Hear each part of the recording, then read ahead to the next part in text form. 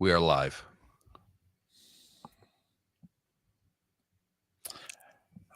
And I think he goes back to New York. That's if he goes. Monday is the sports Emmys.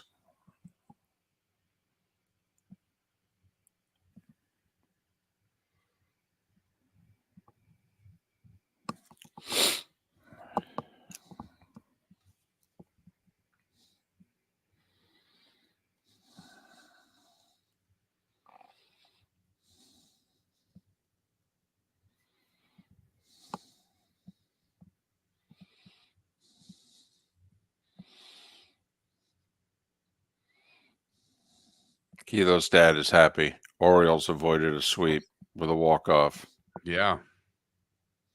Keeps their streak alive. Happy birthday, Ambient. That's it?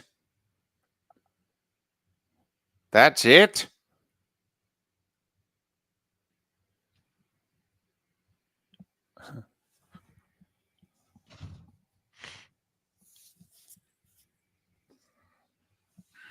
Well, happy birthday, Ambient.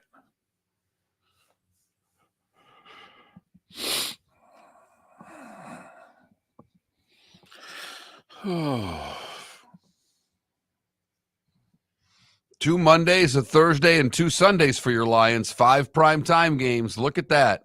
Look at that. They play a decent amount on 4 in the 425 window, too. They're the first Sunday night game, right? Yeah. Yeah, they got the playoff rematch. Here we go.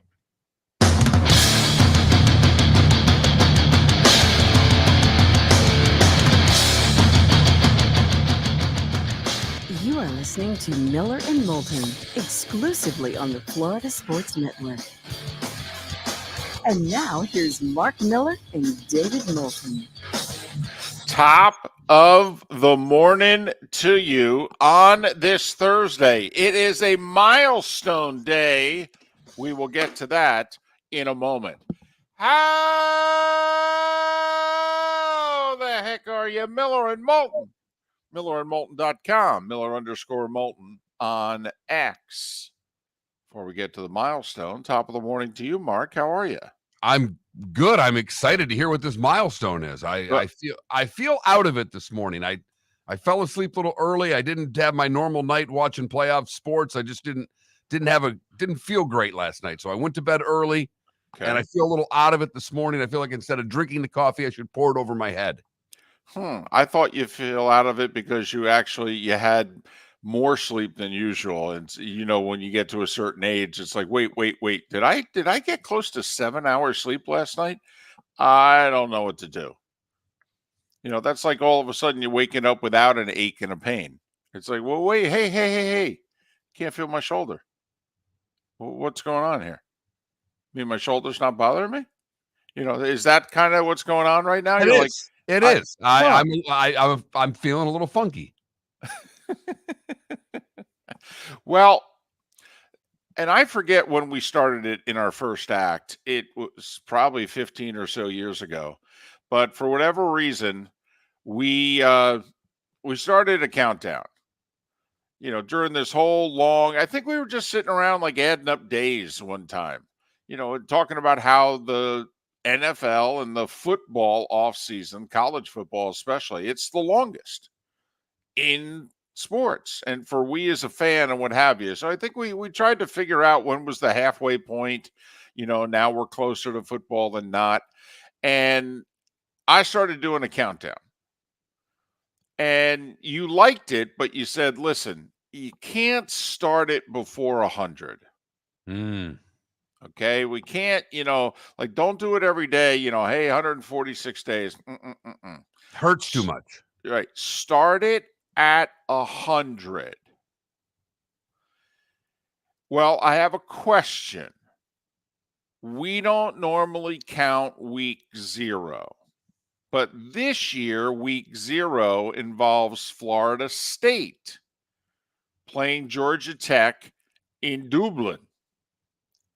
And ESPN apparently still is going forward with game day in Ireland and, the outdoor thing, they really don't think Florida State fan is going to get absolutely hooked on phonics and have the most obscene signs and chants for 3 hours. They actually think that they're pretending as if the whole college football playoff snub didn't happen and they didn't have a role in it.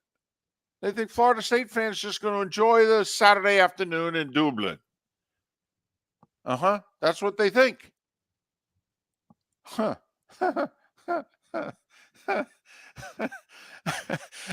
They better move this sucker like inside the stadium. They better give out tickets as to who can stand behind Kirk and the boys. Okay. McAfee might be like, oh, damn. I mean, Nick Saban may be like, I don't know. Maybe I picked the wrong gig. Think they'd take me back? I mean, come on. Don't you think there's a chance this is an unruly mob? You know what, David? I've thought about this a lot. I don't think the chances, I think there are chances of it being a lot better than what you do. And here's why. This isn't in Tallahassee. This isn't students. The people who are traveling to Dublin for the game are the richest of the rich Florida State fans. Okay. Typically, they don't act as badly as the poorest of the Florida State fans. Okay.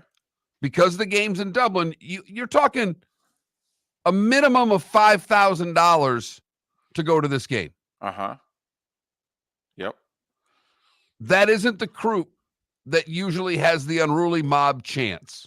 Well, it makes sense what you're saying. It does.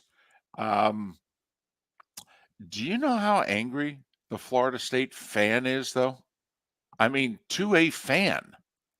I mean, there aren't 14 fans that don't want to take a piece out of ESPN. And they're going to be drinking since 8 a.m. And do you know what time it's going to be locally when game day starts on Saturday? 2 p.m. Do you know how liquored up they're going to be by the time that thing starts? I hear what you're saying, David. So you think they'll first of all, I don't know how many Florida State fans are going. Okay. I think it's a lot from what I've heard. Thousands. Well, I hope it's thousands. But I mean, is it more is than it that? Is it five tens of figures? Thousands? Yeah, I've heard it's 5 figures. Okay. So, but okay. I hope you're right. Because I hope you're right. I mean, I want them to. I want it to be uncomfortable. I want Pat McAfee to blush for crying out loud that it's so bad. I just don't think that's going to be the case. Right. I want one of them to have to say, "Boy, Pat, you don't even hear swearing like this on your show." Right. But it's 100 days until Florida State plays Georgia Tech in Dublin.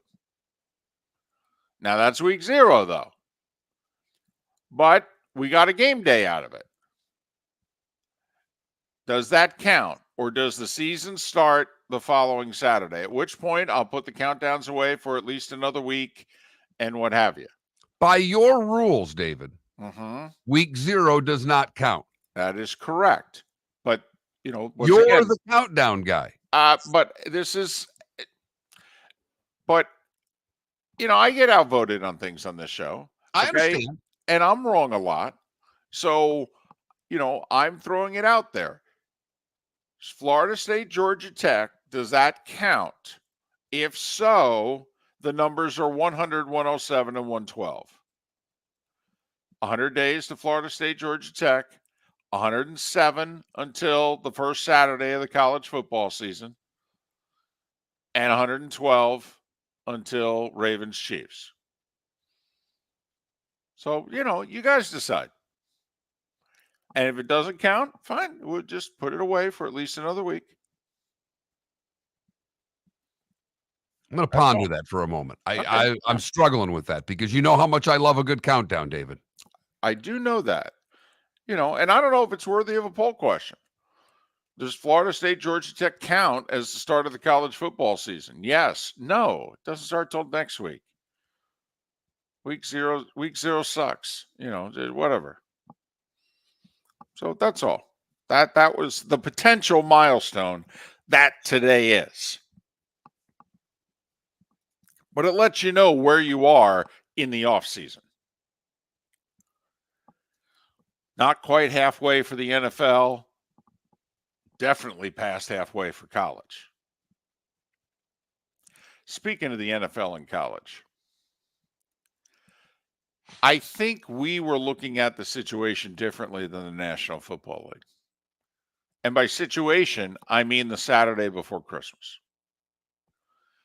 See, we looked at it, I think, from the college perspective, which is, well, we got to start playing these playoff games. And now we've added a lot more. So, well, we got to play them this weekend. Can't play them on a Sunday. That's the NFL. And I know they normally play games on this Saturday, but I don't know. I mean, normally they're on NFL Network, and normally the games aren't that marquee. And, well, maybe we can meet with them and talk with them and say, hey, listen, can we come to an understanding? So, Mark, they met. All right. They talked with the NFL. And apparently, we thought maybe the NFL would hear them. We don't know if they'd listen to them, but they would hear them and they would take it under advisement.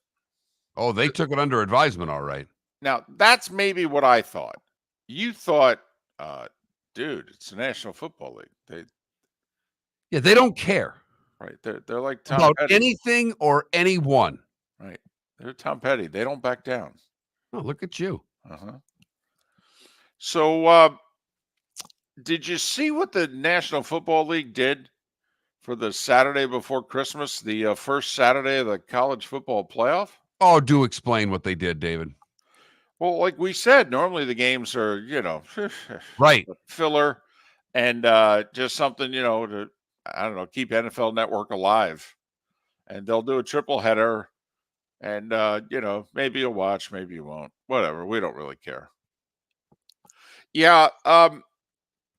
1 o'clock on NBC that day, they're going to have Houston and Kansas City. Okay. Yeah. That's well, Patrick Mahomes Stroud. and the Chiefs. Well, Patrick Mahomes. Yeah. And it's on NBC. Right. Not NFL Network. No. Channel people actually can get, and they know where it is, and they watch. And then at 4:30, Mark, arguably, what's the best rivalry in the sport for the last 20 years? Pittsburgh and Baltimore. Yeah, that's pretty good. If you nominate that, I'd back that. I'd support that. Uh-huh. Yeah, on Fox. 4:30 on Fox that Saturday. Yeah, that's what that's the NFL's counteroffer to the college football playoff, saying, hey, can you, we have to use this day. We have a scheduling problem. Please don't be offended by it. Could you just keep on doing what you're doing and everything will be fine? That's how the NFL responded. What does ESPN pay the NFL annually? That would be $2.7 billion, Mark. Uh-huh. Where are the college football playoffs running? Mark, that would be, I'm glad you asked, on the ABC ESPN family of networks. Right, that pays $2.7 billion annually to the NFL to air games and show highlights. Correct. Okay. More than any other network, by the way. Right. By $500 million more than any other network. Correct. Uh-huh. That's how the NFL does business. That's a mob move right there. That is. That's a mob move. That's a, you got the whole made men and, this, we took this guy out and we understand you're probably going to have to take this guy out as a counter move. And they go, yeah, well, I'm glad we have an understanding. And then the one mob leaves the meeting and the other mob goes, they think we're taking out Charlie. No, we're taking out Tony. In fact, we may take out Tony and his family. Okay? Tell us what we're going to do. Who do they think they're dealing with? Yeah. They are the biggest and baddest league in the world, David, and they are letting everyone know whenever they can. Christmas was not enough. No, going after the NBA, that's not enough. Going after their free, great minor league system. Yep. Located on the East Trail, locally owned Naples Tiki Bar and Grill is an outdoor eatery next to the Hitching Post Shopping Center. Island-inspired food with a true tiki theme. The best place in Naples to enjoy the beautiful weather in Southwest Florida. The Naples Tiki Bar and Grill offers a great menu for dine-in or takeout. Enjoy our famous pulled pork, huge burgers, and tiki bar cocktails. Don't miss happy hour every day from 3 to 6 and live music 7 days a week. See you soon at the Naples Tiki Bar and Grill, 11498 Tamiami Trail. Mark Miller for Molly Maid. Why Molly Maid, you ask? Trust. Moulton was a customer for 15 years. Affordability.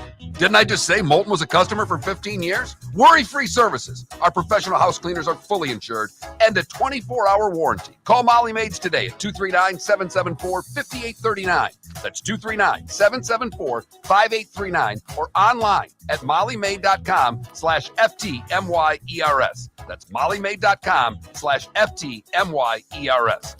The law firm of Michael F. Hornung specializes in criminal defense, DUI, personal injury, nursing home claims, and auto accidents.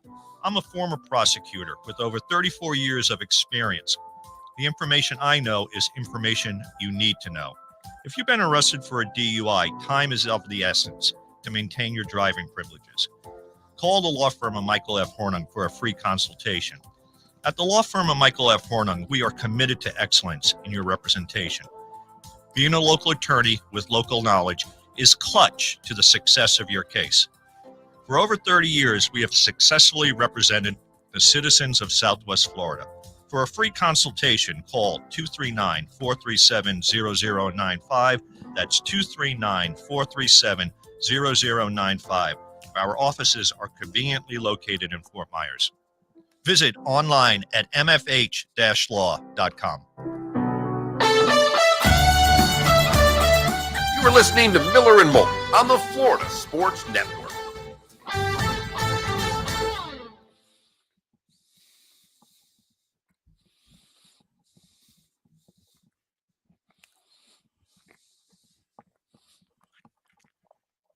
Yeah, but Mac, the 2.1 million is the highest rated WNBA game in 23 years. It's also more people watched her on ESPN2 than watched the Panthers Bruins on ESPN. Close, but by a little over 100,000. And that was the highest rated second round hockey game that ESPN's aired in a long time. And the Bruins are like one of the three biggest draws in the sport.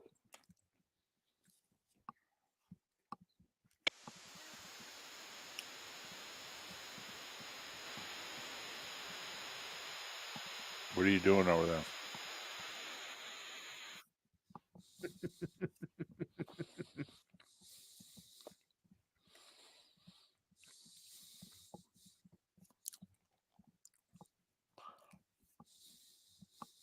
Yeah, it's still a monster number, Mac. Bigger than the NHL.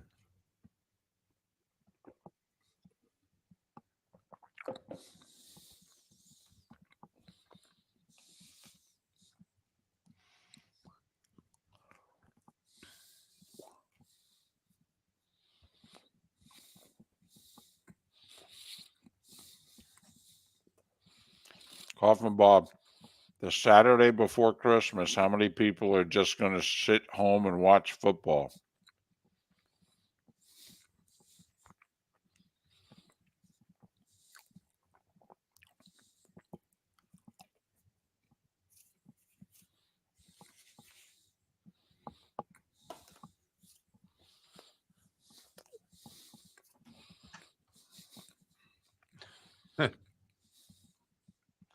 Max asking, did you get your highlighters and your straight edge out yesterday? No, that'll be today. That'll be today. Usually I do it yesterday, but some things came up and I was busy. I actually didn't get to watch any sports last night. Wait, what? Yeah, I didn't get to watch. How's Appleton? Haven't really talked. I know you think I'm crazy, but I just... Yeah.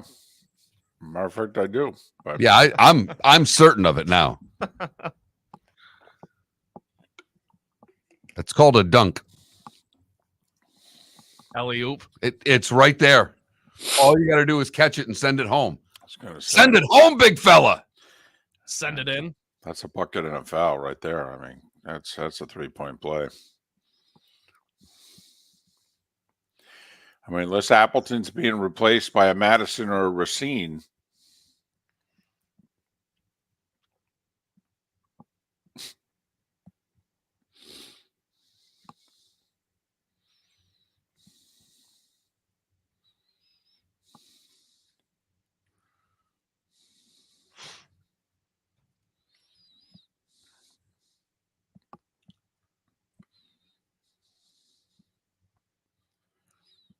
E.B. Hill, there's only so much Uncle Mark and Uncle David can do.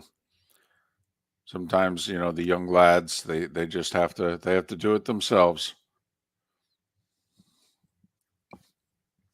And sometimes the uncles are wrong.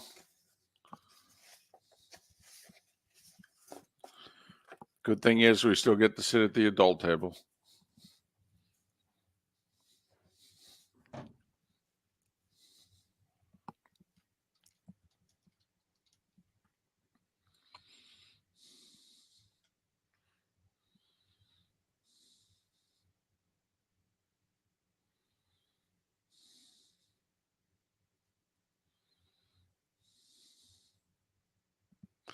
Were you cleaning your house before Molly Maid came over?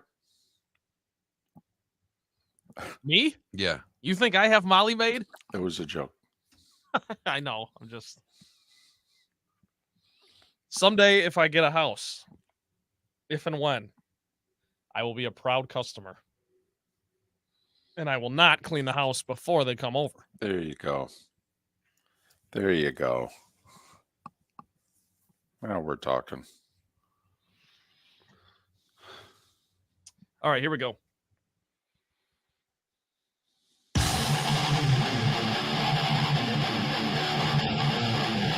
You're listening to Miller and Moulton, exclusively on the Florida Sports Network. 21 minutes past the hour. Top of the morning to you. Miller and Moulton, millerandmoulton.com, Miller_Moulton on X. We got a busy show. Talk a little association next hour with Keith Smith. Look ahead to the Preakness with Kurt Becker. Talk NFL, the schedule, anything else that Armando Salguero has on his mind. And, there's an issue that we missed, Mark. An issue within an issue that we missed.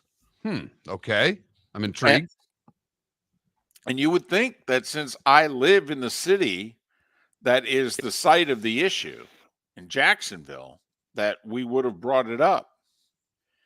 But, we just focused on the Jags and the stadium and the repairs. And will there be a deal or not? Will the Jags stay in Jacksonville while they're repairing the stadium, or will they go elsewhere? And if so, for how long? Well, there's another yearly football game that takes place in that stadium. Right, that cocktail party. Right. Arguably the biggest football game of the year that takes place in that stadium. One could certainly argue that. I think the most people go to that game than go to any other game in that stadium. Certainly there are more hotel rooms that are occupied and more money is spent in the city in that game than any other game on the schedule. And it's also a game in which where it is played has been a bone of contention, dare we say controversy, in recent years.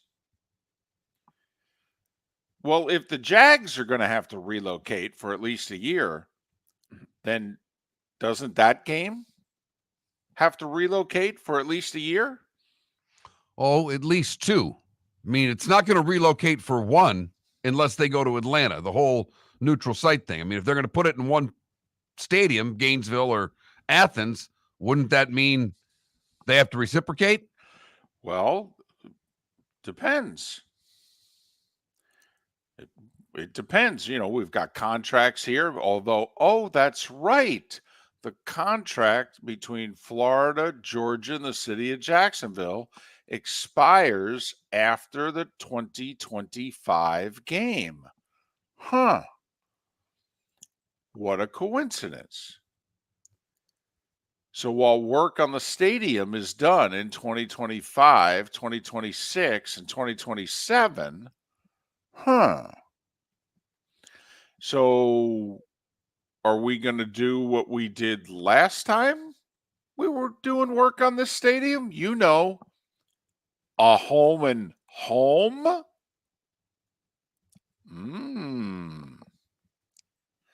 There are some people that have been advocating for that, Mark. Do you know the name of maybe the most high-profile person who's been advocating for this? Let me see.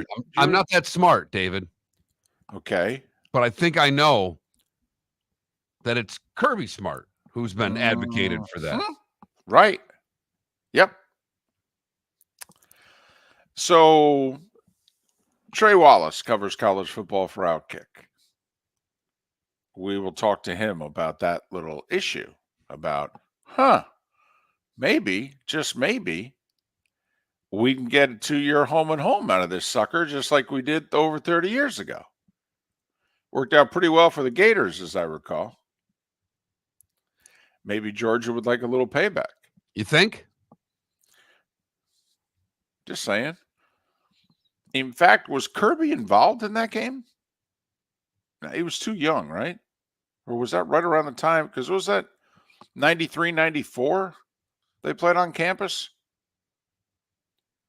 Kirby's approaching 50. So close. Yeah, it's close. I'm trying to think when Kirby's 4 years at Georgia were, whether or not, that overlapped. So just throwing that out there. Trey Wallace of Outkick. We'll talk about, hey, we gonna move the cocktail party? And if so, where? I'll be darned.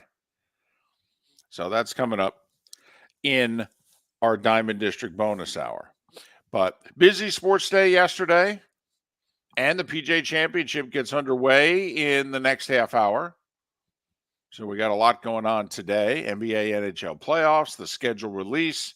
So you went to bed earlier than normal. Trent apparently watched no sports last night, which, we're going to have a sidebar and see what the heck is going on there.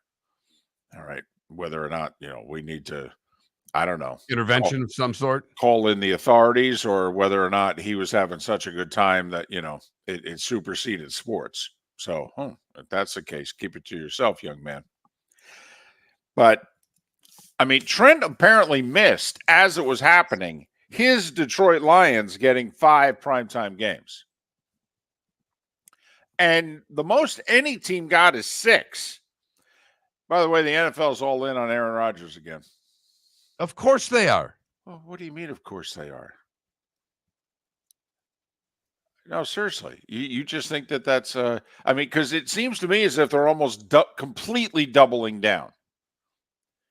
The Jets are not a national team. Aaron Rodgers played 4 plays last year. I understand that. It's a New York team. It's Aaron Rodgers. They wouldn't double down on that? But they totally doubled down. They gave him as many primetime games as they gave the Cowboys. They gave him more primetime games than Mahomes and the Chiefs. By the way, primetime games is defined as just that, games that take place at night. Thursday, Sunday, Monday.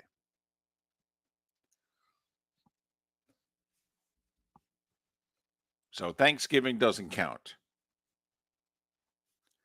Does Thanksgiving night count? I don't think so. Because that's a Thursday night. That Packers game's a Thursday night game. Well, it should then, yes. So it should count for both the Dolphins and the Packers. Our Thursday night Thanksgiving game. Did you see the Steelers schedule by any chance? I know you took the night off, so to speak, and you're catching up and watching it from afar, but not in game by game. I knew who their opponents were. I did not go through their game by game. I did not. Well, first off, there were two teams. There's a bunch of scheduling quirks. You got the 3-game homestands and road trips, and there's plenty of those, more than I seemingly remember. But did you see that the Steelers and Bears both start the season, the first 10 weeks, and neither one of them plays a division game? First 10 weeks. Now, for those teams, I don't know when their buys are, so it may only be 9 games. But still, I got the Steelers' schedule in front of me. They don't play a division game until November 17th when they host the Ravens. And that's their 10th game because their bye's week 9. Okay. But if you want to play the schedule game and you're a Steelers fan, this is how your team ends the season. Your final 8 games.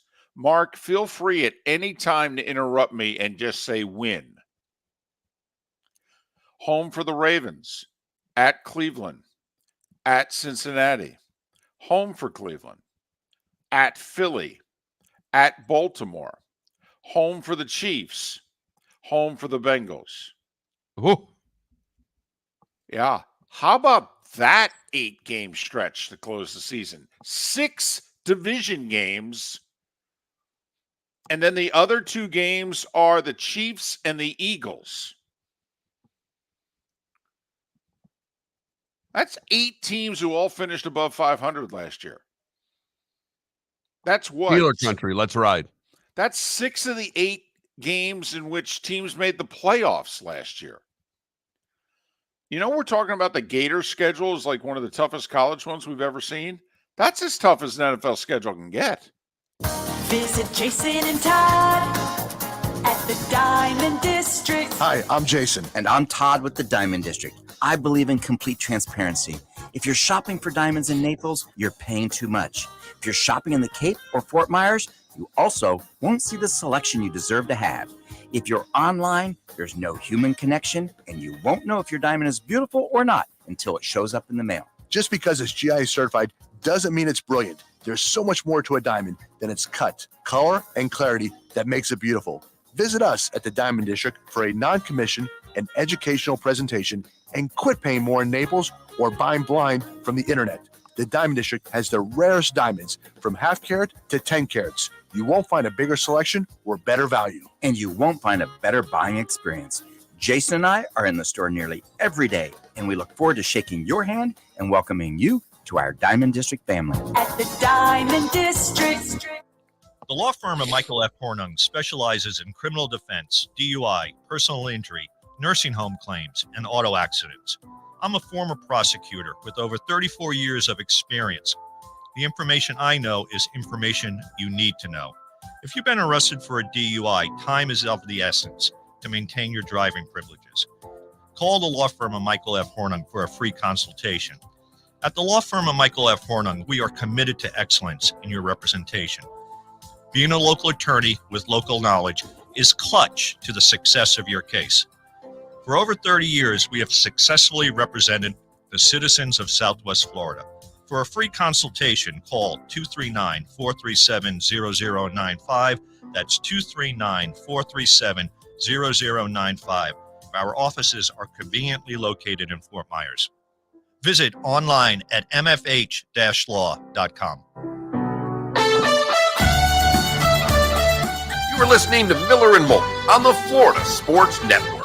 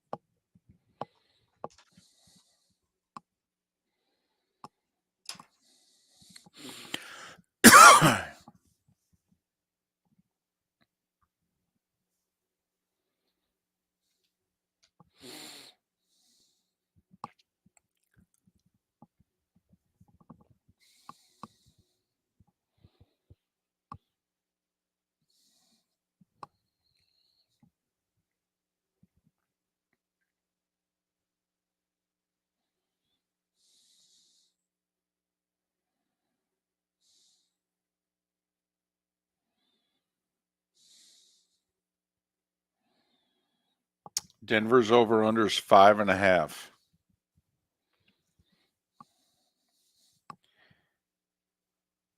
think I'd go over that.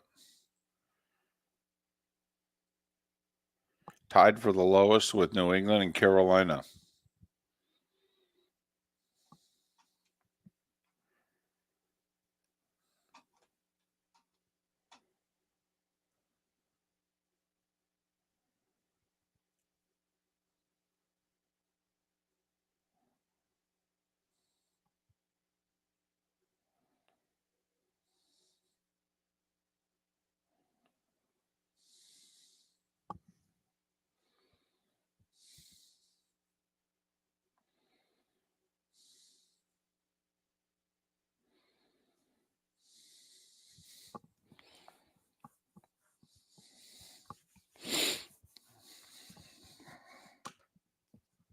It was today in 1957, David, that Mickey Mantle, Yogi Berra, Whitey Ford, Hank Bauer are involved in a brawl at the Copacabana nightclub watching Sammy Davis Jr. perform. It leads to Billy Martin getting traded.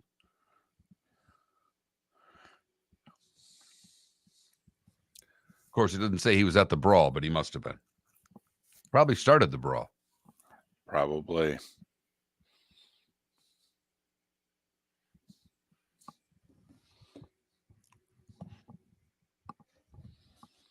Feeney, you talking to me?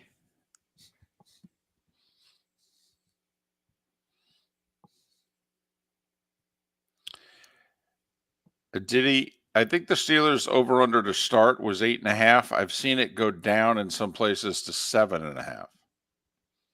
Yeah, my glasses are always dirty. Here we go.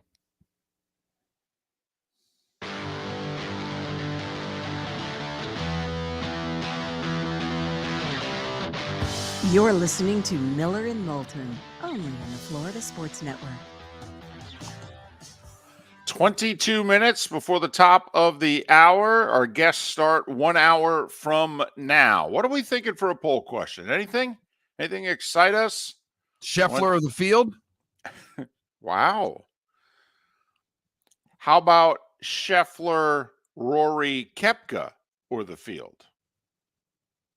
We put the big three who all coming in off wins.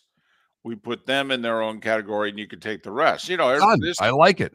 It's the best field of the year, they say now in the majors. It's now the PGA Championship, despite the 20 club pros that are in it. I don't know about that, but that's what they say. You know, the two opens, obviously, have a bunch of people qualify. Both opens are not planning to invite, as of now, some of the guys that the PGA Championship actually invited from LIV. So this could be the strongest field of the year in terms of the majors. I'm rooting for Taylor Gooch to not make the cut.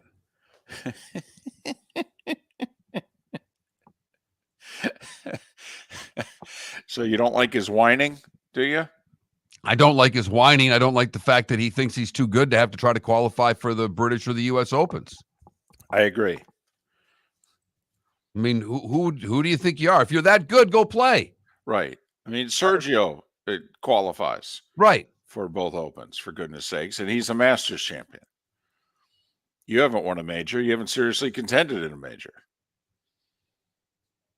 Yeah, I'm with you. I like it. So that's going to be our poll question? That is our poll question. We'll get that up right now. All right. This week's big three in golf for the field, and vote accordingly once it is ready. All right, Trent, wake up. Let's do this. The starting five. 5 stories you need to know. It's the starting 5 on Miller and Moulton. Here's number 1. There are so many angles with the schedule being released in the NFL last night. First off, week 1. How about 2 of the 3 Florida teams playing each other? Jacksonville at Miami. Also, Tampa Bay hosting Jaden Daniels there. Dolphins 3.5-point favorites. Bucks 4.5-point favorites. For what it's worth, the Bucks game is going to be the 4:25 game. It's going to go opposite that Cowboys-Browns game. So nobody around the country is going to see Washington, Tampa Bay. For our Huntsville audience, all right, we want to point out that what Tennessee and Atlanta are doing as well. So we will get to that. Bye weeks, by the way, start week 5, go to week 14. For what it's worth, the Dolphins bye is week 6. Tampa Bay's bye is week 11. Jacksonville week 12. Tennessee's bye is week 5, and Atlanta's is week 12. Most primetime games, 6. Jets, Niners, Cowboys. All getting 6 primetime games. Dolphins get 5. Tampa Bay, 4. Jacksonville, 2. The Falcons, 4. Including a Sunday night football game early in the season. They haven't been on that in like 5 years. Tennessee's got a primetime game. Carolina, the only team in the league not with a primetime game. Trent, did you pay close attention to the Lions schedule? You may not have noticed even if you paid close attention to it. Do you know the Lions only play 3 games all year outdoors? 3. Now, obviously, they got their home games and they're in a dome. Right. But, and Minnesota, okay. But Chicago and Green Bay, 2 of their division games are outside. Yeah, and then of all the other games they play, they're all inside except for second to last game of the year is at San Francisco. So that's it. Jared Goff's going to have to play outdoors 3 times before the playoffs. And hell, if things go right, if they go to the Super Bowl, potentially he could play the whole playoffs indoors too, because the Super Bowl's in Nolens. Pittsburgh and Chicago do not play a division opponent the first 10 weeks of the season. There are 9 playoff rematches amongst the schedule. 9. 4 teams have 3-game road trips. The Bears, the Bills, the Vikings, and the Browns. 9 teams have 3-game homestands, including the Bears, the Vikings, Arizona, the Saints, the Falcons, the Chargers, the Browns, the Rams, and the Lions, all with 3-game homestands at some point during their season. The NFL giving the middle finger to the college football playoff. Not only scheduling 2 games up against their first-round games the Saturday before Christmas, but scheduling them on NBC and Fox. And, the games, Houston and Kansas City, and Pittsburgh and Baltimore. The NFL is basically staring across at the college football world going, you want to keep playing games on that Saturday, huh? And the college football world's looking at them like, well, when the heck do you want us to play? And the NFL's like, not our problem, your problem. Head-to-head, a college football first-round game on campus, Houston, Kansas City. What's going to win? Houston, Kansas City. And then late afternoon, a college football first-round game on campus, or Pittsburgh or Baltimore? Pittsburgh and Baltimore. Christmas, by the way, on Netflix, that's official. Chiefs, Steelers, Ravens, Texans. See what they did there? Had to take the teams that were playing 4 days earlier and use them for 4 days later. They just mixed it up. Thanksgiving, Bears, Lions early, Giants, Cowboys in the middle, Dolphins, Packers is your night game, and the Black Friday game is in Kansas City. Raiders and Chiefs. Telling you, the Raiders should have every Black Friday game. That's the team that should have the Black Friday game. First Sunday night football game is a playoff rematch, Rams and Lions in Detroit. And remember, NFC teams have the extra home game this year. NFC teams play 9 home games. AFC teams play 8. Some of the scheduling quirks and notes from last night. NBA. Hope you got the half point. Cleveland, a 15.5-point underdog at Boston. Boston eliminated the Cavs 113-98 by 15. We had the half point. We're happy. Jason Tatum with 25. Third straight year the Celtics are in the Eastern Conference Finals. They'll await the winner of the Knicks-Pacers series. No Donovan Mitchell the last 2 games of this series. Has he played his last game as a Cleveland Cavalier? Reports after the game that the Cavs are also debating the status of their head coach. What the heck?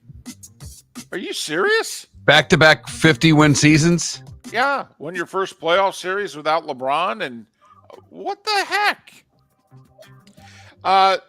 Mavs, Luka, who is apparently playing through injury. Well, boy, did he play through it last night. A triple-double, 31 points, 10 rebounds, 11 assists. Dallas up 10 at the half, beat OKC by 12, 104-92. They lead that series 3-2. They can wrap things up at home in Game 6. Minnesota tonight's trying to stay alive at home in Game 6. They were 2.5-point favorite against the Nuggets. 8:30 on ESPN. One other basketball note. So the ratings came in, Mark. 2 nights ago, you had the Bruins and the Panthers play a 1-goal game on ESPN. Bruins are one of the 3 best draws in hockey. That game drew 2 million. That's a big number. It's a great number for the NHL. For a cable midweek NHL game. Yep. That's a big number. Caitlin Clark and the Indiana Fever drew 2.1 million on ESPN2 head-to-head. Highest rated WNBA game in 23 years. And that one was on Memorial Day weekend on NBC. And it had the NBA as a lead-in. So, yeah, there's no doubt 9 times as many people were watching her play the college championship game. But people, their average viewership last year for a game, total, all networks, was 500,000 per game. The average viewership on ESPN2 was like half that. She did 2.1 million game 1. We'll see if it continues. NHL. Avs stay alive. We kind of were leaning that way at the end of the show. It's been that kind of week. It's been that kind of week. If you're facing elimination, you win. Hockey, basketball. Avs 5-3 over the Stars. Cale Makar with 2 goals, including the game winner mid-third. Dallas is just 3-4 at home in the playoffs. They still lead the series 3-2. 2 games tonight. Rangers try to eliminate the Canes in Carolina early. Edmonton and Vancouver tied it 2 late. Both games on TNT. PGA Championship getting underway right now at Valhalla in Louisville. So today's going to be a mixed weather day. Saturday, there's a chance for weather, but apparently, Mark, tomorrow is going to be a bad weather day. Storms are going to roll through. Temperatures are going to drop down to like 70, 90% chance of rain, could linger throughout the day. So I'll be curious whether or not they can actually get the 36 in and whether or not, we actually have a cut Friday night or whether or not round 2 is going to get finished based on the weather forecast early Saturday morning. PGA at Valhalla. Scheffler tees off a little after 2 o'clock today. He goes off the front. Rory, Tiger, Koepka, they're all teeing off the back, and they're all teeing off this morning. Baseball. Marlins got a 2-run homer in the first from Brian De La Cruz. Beat the Tigers 2-0. 5 pitchers combining on the shutout. Boy, that's baseball in 2024, isn't it? A shutout? How many pitchers do you need? 5. Rays beat the Red Sox 4-3. They're back to 500. Phillies double up the Mets 10-5. Ranger Suarez is 8-0 for the Phillies. It's mid-May. 8-0. That's pretty good. And the Braves lost to the Cubs 7-1. The Braves are playing 650 baseball. They're 3 back of the Phillies. That's how well the Phillies are playing. Yankees are getting it going. Then again, they're playing the Twins, and they've owned the Twins for, only 25 years. 4-0 Yankees. Judge 4 for 4. A homer that's still in orbit and 3 doubles for the big fella. And, Mark, the Orioles hadn't been swept in a series of 2 games or longer in the regular season in 104 series, going all the way back to the 2022 season. They lost Game 1 to Toronto. Game 2 was rained out. So yesterday was the series. They're down 2-1 in the 9th. Adley Rutschman with a walk-off 2-run homer. 105 series in which they haven't been swept. They beat the Jays 3-2. Milwaukee at 5 homers, beat the Pirates 10-2. Our Reds lost another 1-run game. They're 1-10 in 1-run games. Doesn't bode well for the over, David. No, it really doesn't. They've lost 12 of 14. Yep. Arizona 2-1. Rockies have won 7 in a row. Is anybody noticing with the Nuggets and the Avs? They beat the Padres 8-0. Seattle dubs up KC 4-2. Texas snaps a 5-game skid. They shut out Cleveland 4-0. Houston's won 4 in a row. Yeah, they are playing really good baseball right now, David. White Sox shut out Washington 2-0. Mike Yastrzemski with a 2-run homer in the first. Giants beat the Dodgers 4-1. And the Angels hit 3 homers. Beat the Cardinals 7-2. 8 minutes before the hour. That was the Starting 5 every weekday morning at this time on Miller and Moulton.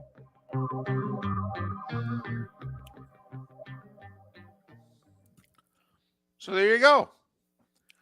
Pretty busy sports day and night. Absolutely, with the NFL schedule being released and obviously the playoffs going on. But Luka getting it done last night, triple-double. And more importantly, he'd been complaining a lot.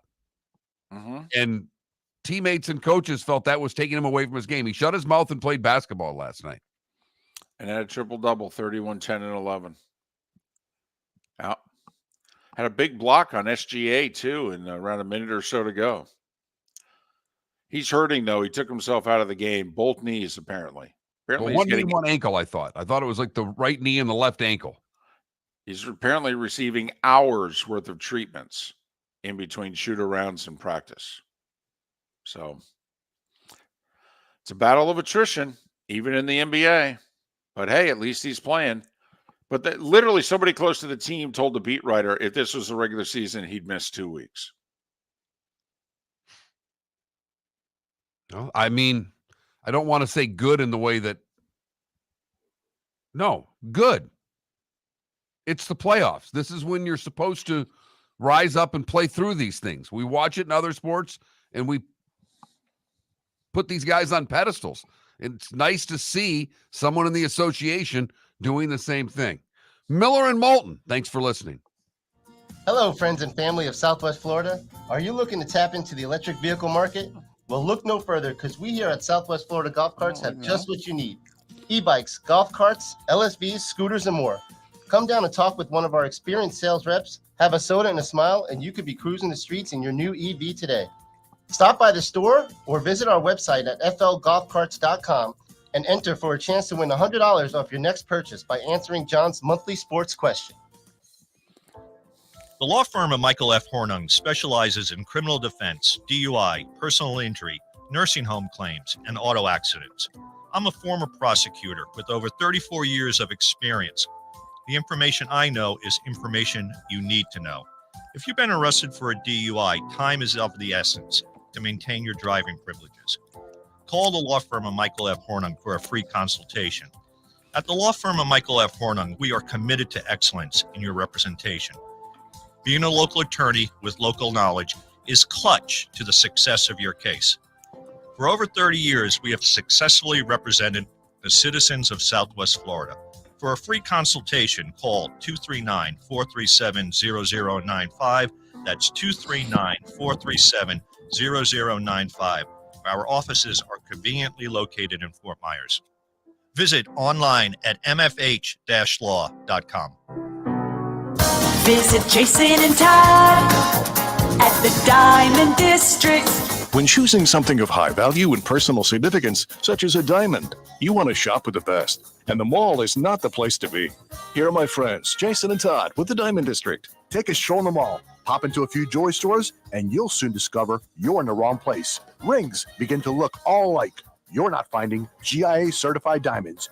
You quickly realize you know more than a salesperson helping you, and all the same financing gets pushed on you. Visit Jason and me, and you'll find America's top bridal designers dealing exclusively with the Diamond District. You'll find the largest selection of GIA certified diamonds, all priced 8 to 10% over cost. You'll find educated sales consultants who have many years' experience and are not paid commissions. And you'll find Todd and me in the store nearly every day, wanting to shake your hand and welcome you to our Diamond District family. Visit Jason and Todd at the Diamond District. Mark Miller for Molly Maid. Why Molly Maid, you ask? Trust. Moulton was a customer for 15 years. Affordability. Didn't I just say Moulton was a customer for 15 years? Worry-free services. Our professional house cleaners are fully insured and a 24-hour warranty. Call Molly Maids today at 239-774-5839. That's 239-774-5839 or online at mollymaid.com/FTMYERS. That's mollymaid.com/FTMYERS. You are listening to Miller and Moulton on the Florida Sports Network.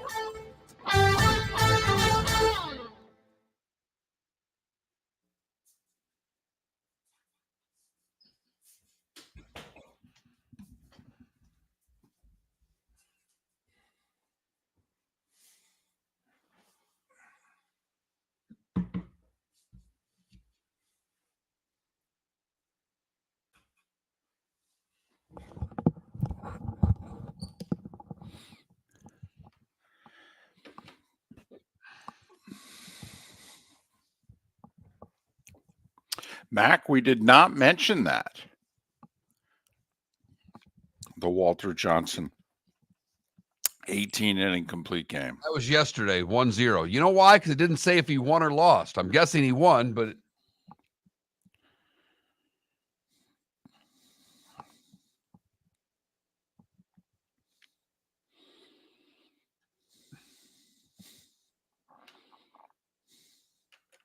Everything okay? yeah.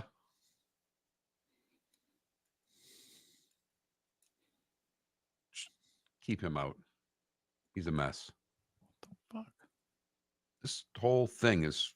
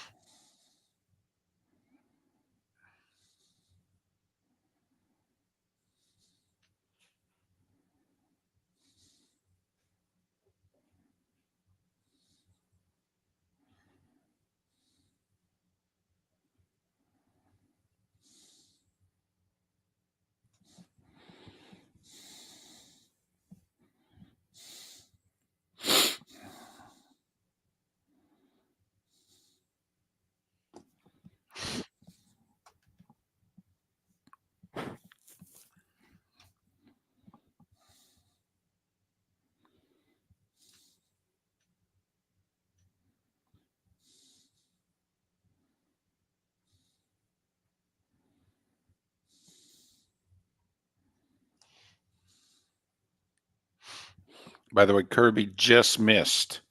Kirby's freshman year at Georgia was when they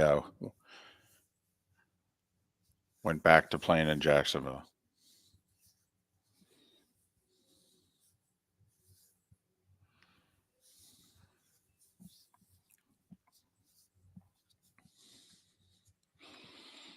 Yeah, you make the drive to Sarasota, Kilos.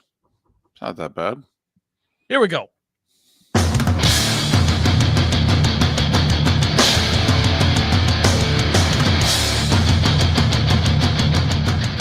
You are listening to Miller and Moulton, exclusively on the Florida Sports Network. And now, here's Mark Miller and David Moulton. Hour 2 of Miller and Moulton on this Thursday, 100 days away from Florida State and Georgia Tech playing in Dublin to kick off the college football season. So for those of you that want a milestone, you want to play that game, there you go. 100 days away from week 0 in college football world, if that counts for you. If that doesn't count for you, well then, add days accordingly. So, I don't know if we want to play the schedule game. I don't know how great radio it is, if you know what I mean. But I will say this. There are some teams in which you just look at the schedule, Mark, and it's like, man, they better get it done early. This thing doesn't end well. We went through the Steelers' final 8 games, 6 division games, the Chiefs and the Eagles. That's how the Steelers finish. Tomlin's had these great, strong finishes to sneak into the playoffs or make sure that his streak of not having a below 500 season continues. Yeah, the odds of them having a great kick to this season, Mark, you put that schedule in front of your wife, the Steelers fan, and say, I'll give you 4-4 the final 8 games. Will you take it? You better. You better, David, because that's brutal. That's all 6 division games. The Steelers don't play a single division game the first 10 weeks of the season. Final 8 games, all in the division. Remember, everybody in that division finished above 500 last year. And the last place team's getting their quarterback back. And he's one of the elite ones. Oh, and your 2 non-division games are the Chiefs and the Eagles. Thank you very much. Oh, yeah, you're one of the 4 teams that's going to play the 3 games in 10-day stretch late in the season. Yeah, because you're playing that Saturday before Christmas. Oh, yeah, and then you're playing the Chiefs on Christmas. Now, it is at home, but still. You're going to play that Sunday, then the Saturday before Christmas, and then on Christmas Day on a Wednesday. So in the middle of that stretch, you get to play 3 games in 10 days.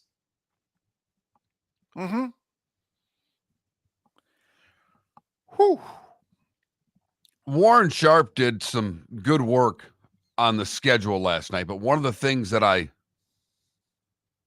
loved is that he broke every week down in the splits of the 1 o'clock, 4 o'clock windows. Like there are week 2, we have 10 1 o'clock games, 3 4 o'clock games. That's absurd. And the highlight, and they're doing that to, give CBS their marquee, what is it? Cincinnati, Kansas City? Yeah. Boom. There you go. Week 2. Week 9 is a 9-3 split.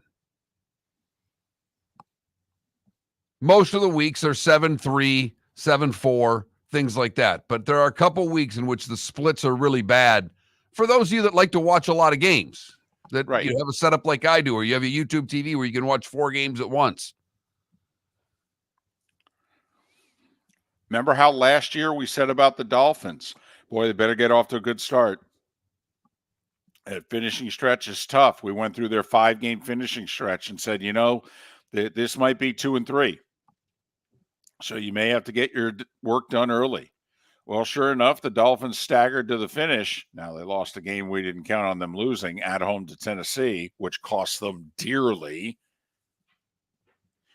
Same deal with the Dolphins this year. beginning Thanksgiving night in Green Bay. The Dolphins finish with the Packers, the Jets, the Texans, the Niners, the Browns, and the Jets.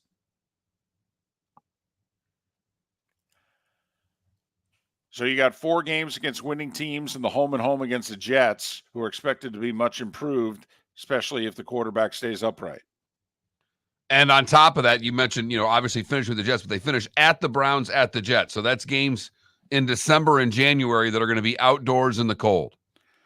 Last year, I think didn't the Dolphins start with 2 on the road? This year, the Dolphins play 3 of their first 4 at home.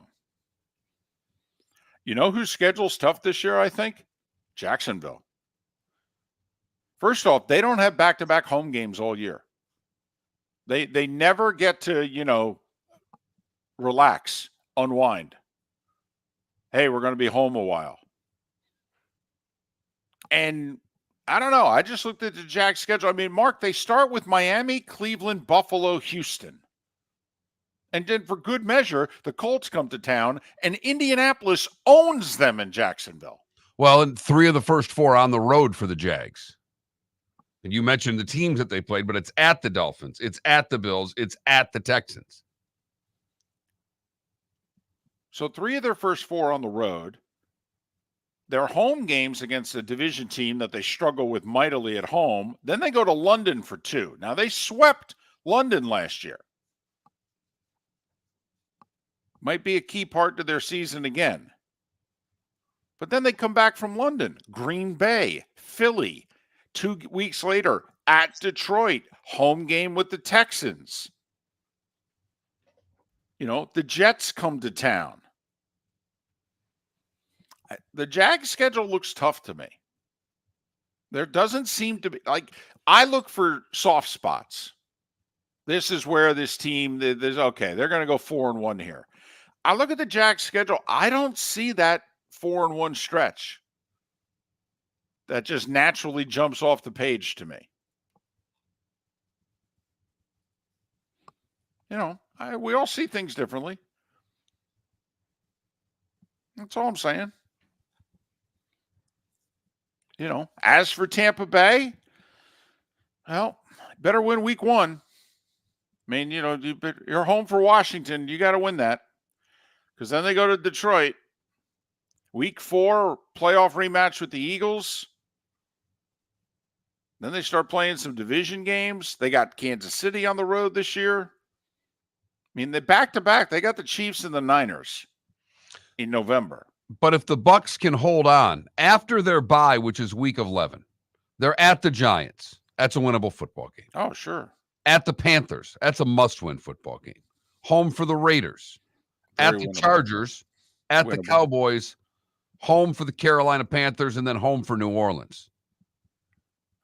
So basically, once they get past the Super Bowl teams in early November, once they get through that Niners-Chiefs stretch, the Bucs should finish strong, which is what they did last year. Remember, they were 4-7. Started 3-1, went 1-6, finished 5-1. That's why when you look at the Bucs, you're not quite sure what you have. Which team am I getting? The team that went 1-6 in a 7-game stretch, or the team that actually went 6-1 in a 7-game stretch, if you count the playoff win? Which team am I getting here? So, how about 9 teams having 3-game homestands? Technically, Carolina has a 4-game homestand, but that's because in the middle of it, they're the home team in the game in Germany. I don't count that doesn't really count. Yeah, if you got to go on a plane, that ain't a home game. But I mean, Chicago, Minnesota, Arizona, Saints, Falcons, Chargers, Browns, Rams, Lions. That's all really with- unusual to have that many teams have 3-game homestands. Yeah, it Usually really it's, is. Usually it's 1 or 2 have it. Mm-hmm. Or it's like there are 4 teams with 3-game road trips. So normally it coincides. You got like 4 teams with 3-game homestands. So I don't know. I found the schedule to be quirky this year.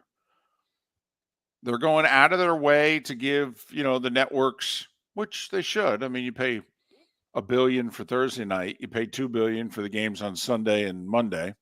I'm glad they're trying really hard to give them the games.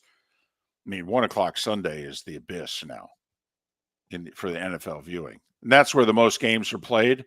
But I mean, it's tough to get a good game at 1:00 on Sunday. I mean, the NFL is just giving them all away. The Thursday, Sunday night, Monday night, and Sunday at 4:25.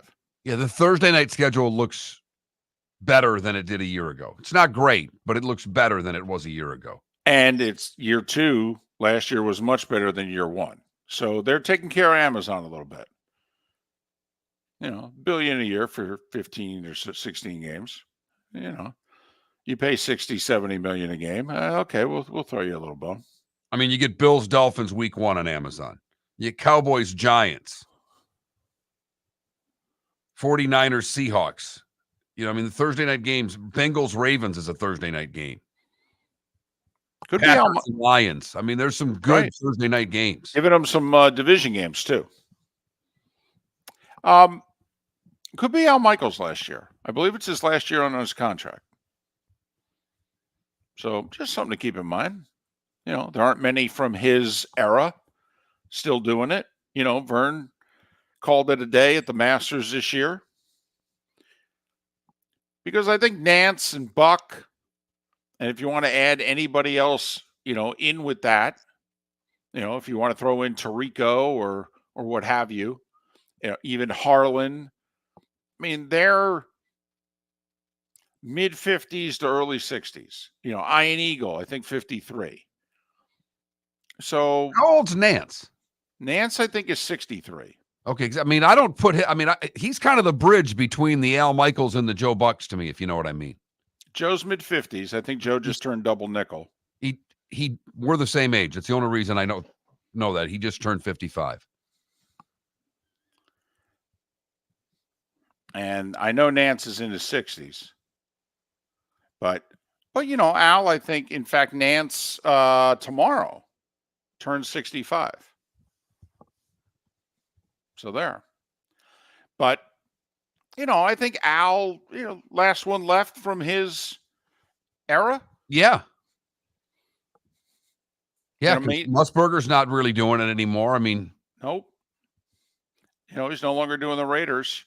So, Vern and Brent are basically in retirement and still got Al. And if we're missing anybody, let us know. But just keep that in mind. Somebody mentioned Brad Nessler. Brad's in his mid-60s. I think he's Nance's age, maybe a year older. So, Mike Breen, I think, is early 60s. I mean, so, we're still 10 or so, about 10 years away, probably mid-2030s, when all of a sudden you start moving. The next wave of play-by-play guys will move in. Of course, that's if we have network television then. The play of the day is coming up. Visit Jason and Todd at the Diamond District. If you're in love and thinking about a diamond, you'll want to hear from my friends Jason and Todd at the Diamond District. When purchasing a diamond, you deserve a relaxed, stress-free, and educational experience. You want to have a good time and feel comfortable. You want selection, quality, and value. At the Diamond District, you'll get it all. With our team of non-commissioned diamond advisors, no one's in a rush. We care only about you and making sure your needs and wishes are fulfilled. You'll be wowed by our selection of GIA certified diamonds, stunning diamond bracelets, earrings, pre-owned Rolex watches, exotic ruby, sapphire, emerald, and tanzanite jewelry. There's something for everyone at the Diamond District, and all at the lowest prices anywhere. Jason and I love what we do and are in the store nearly every day. We look forward to shaking your hand and welcoming you to our Diamond District family. Visit Jason and Todd at the Diamond District. Mark Miller for Molly Maid. Why Molly Maid, you ask? Trust. Moulton was a customer for 15 years. Affordability. Didn't I just say Moulton was a customer for 15 years? Worry-free services. Our professional house cleaners are fully insured and a 24-hour warranty. Call Molly Maids today at 239-774-5839.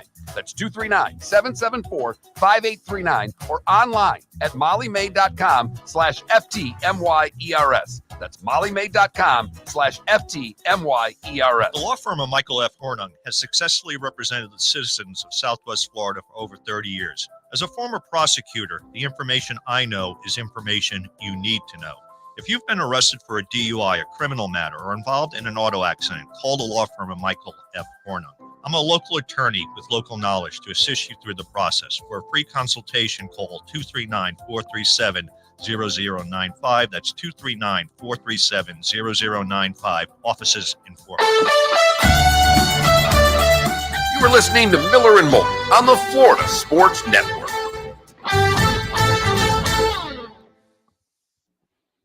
David, stay calm. But 1070 apparently is running an old show. You know, Trent switched to the new method. Do all these stations know that we switched the way we're delivering the show? Yeah. Okay. Yeah. I reached out to him. I contacted him. All right. We may need to recontact 1070 today. Well, okay. So how do we know that they're airing an old show? Did a listener tell us? A listener told us. Okay. Does Trent have a phone number?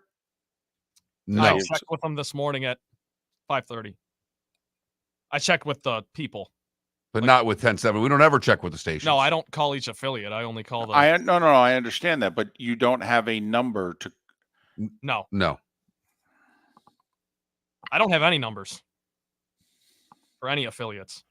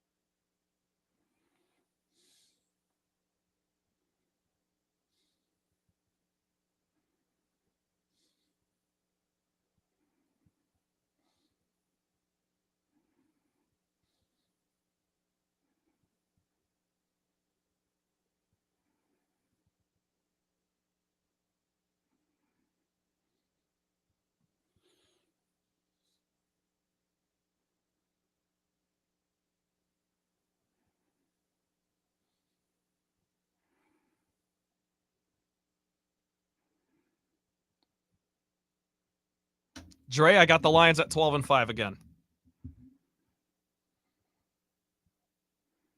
And I'd be happy with that.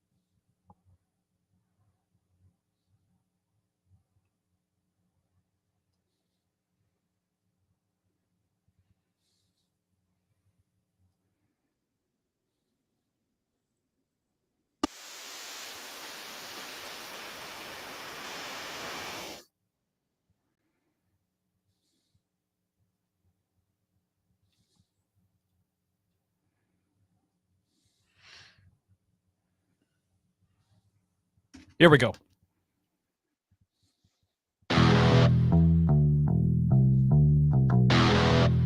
You're listening to Miller and Moulton, only on the Florida Sports Network. And now, here's Mark Miller and David Moulton. 21 minutes past the hour. Miller and Moulton, millerandmoulton.com, Miller_Moulton on X. Our poll question, pretty simple. PGA Championship is underway. We'll put the big three, if you will. The defending champion Koepka coming in off a win. Reigning Masters champion Scheffler coming in off 4 wins in his last 5. And Rory with back-to-back wins. He won the PGA last time it was played at Valhalla. We'll put them in a group. You can have them or you can have the field. Who are you taking?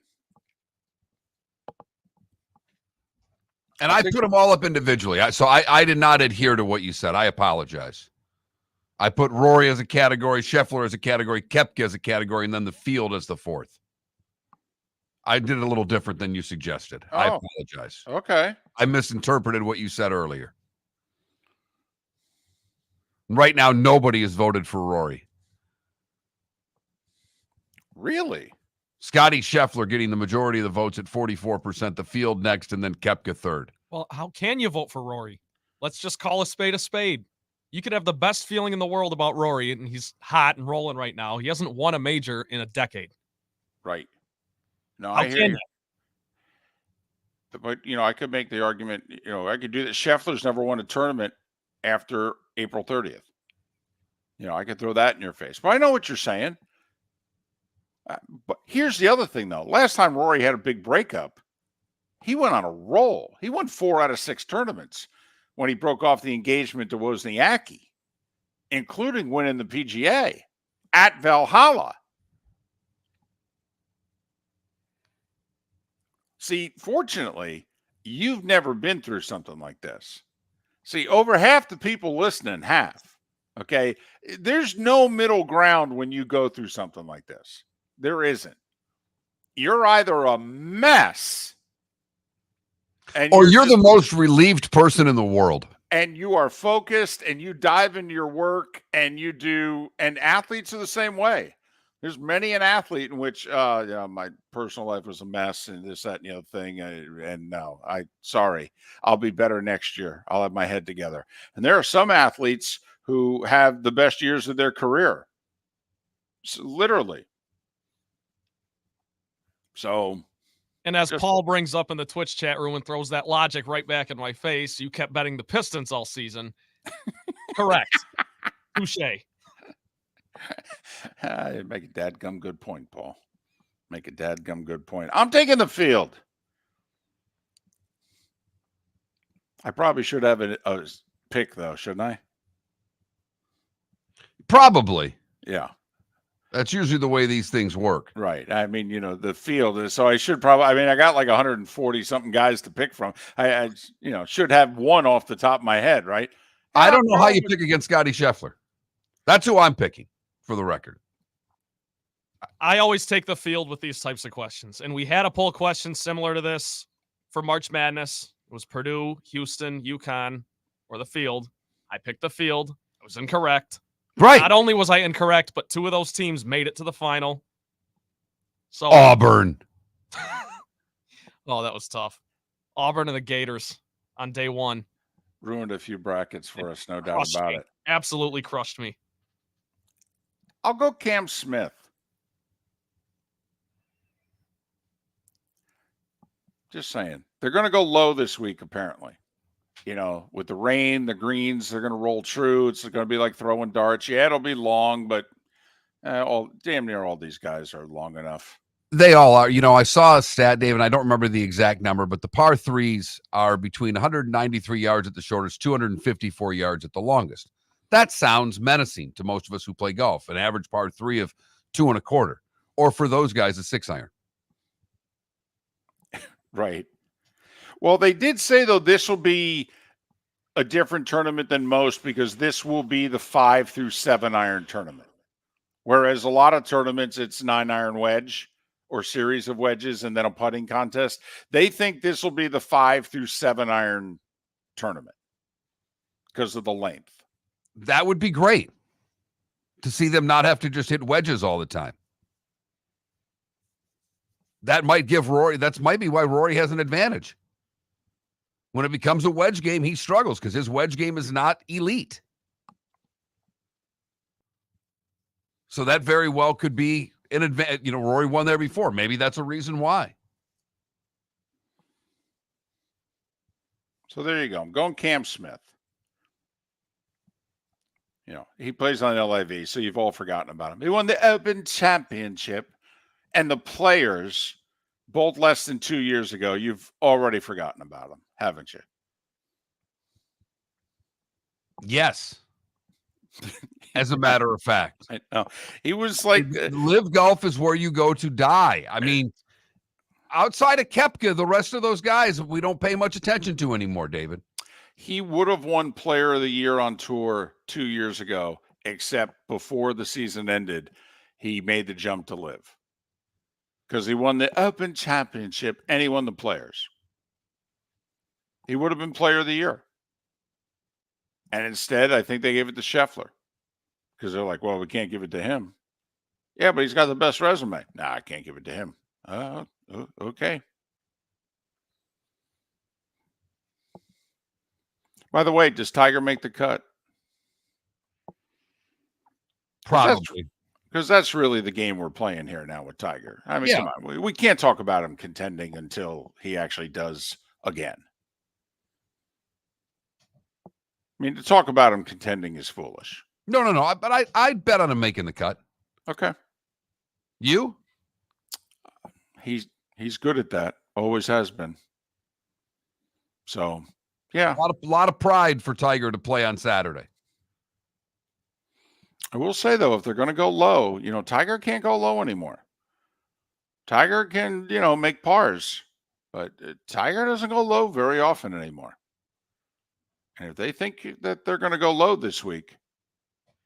But that doesn't mean the cut will be true low. I mean, you know, guys may go low, but typically the cut will be around even par. And that gives me the thought that he'll be able to play on the weekend. Time now for our Molly Maid play of the day. Trent, what do you have for us? The streak continues for the Orioles. Haven't been swept since 2022, and wasn't easy. Bottom of the ninth, down 1. Here's a 2-run shot to win it. Rutschman hits it high in the air. Right field, it's deep.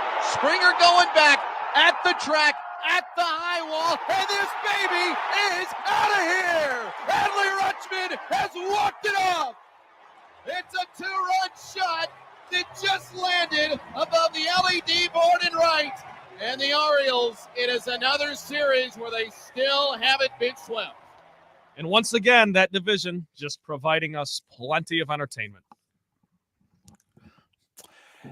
And I don't want to annoy the handful of Orioles fans that we have who follow us regularly on the text line and in the Twitch chat room.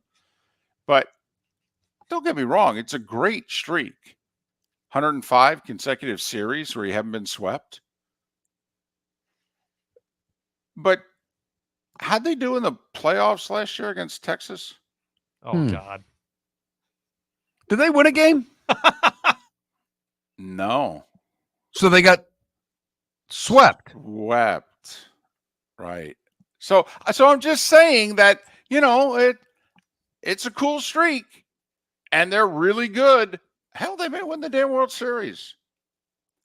But it's a little hollow right now, isn't it? Isn't it? If, like David, an Oriole just pooped in your yard and you want it cleaned up, call Molly Maid. 239-774-5839. I'm not sure they'll clean that, but you can ask. 239-774-5839. For the best in cleaning services, call Molly Maid today. Tell them Miller and Moulton sent you. That was glass half empty there, wasn't it? That was... No, David, I think this streak is cute, neat. But is it something that a fan gets fired up over? I don't know. The law firm of Michael F. Hornung has successfully represented the citizens of Southwest Florida for over 30 years. As a former prosecutor, the information I know is information you need to know. If you've been arrested for a DUI, a criminal matter, or involved in an auto accident, call the law firm of Michael F. Hornung. I'm a local attorney with local knowledge to assist you through the process. For a free consultation, call 239-437-0095. That's 239-437-0095. Offices in Fort Myers. The waterways of Naples are a beauty to behold, and the Bayfront Inn has multiple ways for guests to enjoy the water and have some fun. Gather your family and friends and enjoy a leisurely day on the water with a pontoon or deck boat. If you prefer to explore the waterways without a motor, the Bayfront has canoes, standboards, and kayaks. At the end of your journey, enjoy lunch or dinner at the Bamboo Tropical Bar and Grill. The Bayfront Inn. Something for everyone. On 5th Avenue in Naples. Mark Miller for Molly Maid. Why Molly Maid, you ask? Trust. Moulton was a customer for 15 years. Affordability. Didn't I just say Moulton was a customer for 15 years? Worry-free services. Our professional house cleaners are fully insured and a 24-hour warranty. Call Molly Maids today at 239-774-5839. That's 239-774-5839 or online at mollymaid.com/FTMYERS. That's mollymaid.com/FTMYERS. Hello, friends and family of Southwest Florida. Are you looking to tap into the electric vehicle market? Well, look no further, because we here at Southwest Florida Golf Carts have just what you need. E-bikes, golf carts, LSVs, scooters, and more. Come down and talk with one of our experienced sales reps, have a soda and a smile, and you could be cruising the streets in your new EV today. Stop by the store or visit our website at flgolfcarts.com and enter for a chance to win $100 off your next purchase by answering John's monthly sports question. You are listening to Miller and Moulton on the Florida Sports Network.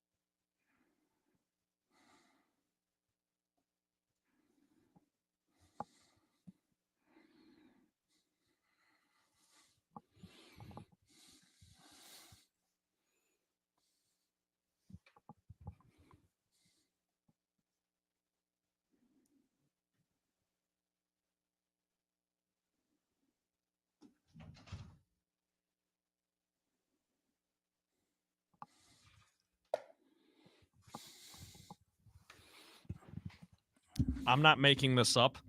There are room cleaning logs, Yeah. that hang up outside. Right. There's a studio down there, and the last date, there's only one date on there, and it's August 23rd, 2022. Yeah. But no one notices that and just says, why are they still up? Right. I don't get it. Just take it down. Thank you.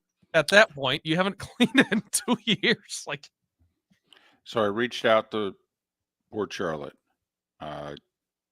texted and emailed the head honcho there. He said, I know the guys were reprogramming our receiver earlier this week. I'm guessing there were issues, so they popped in an old show while they worked. I don't know. I haven't heard anything. I'll check and circle back later. Thanks for reaching out. Oh, good. So.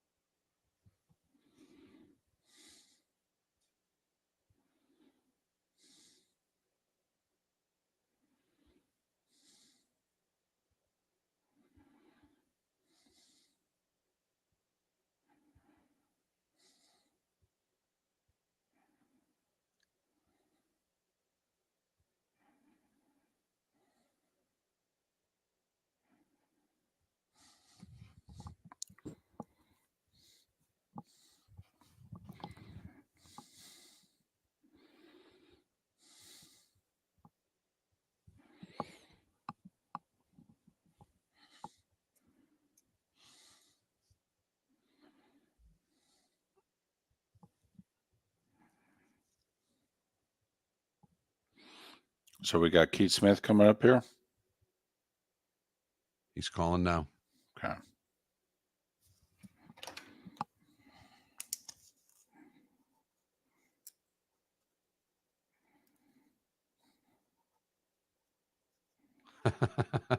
Someone texted in greater Baltimore streak. O's not getting swept or the Ravens preseason undefeated run that was ended last preseason. Nice. That's pretty funny.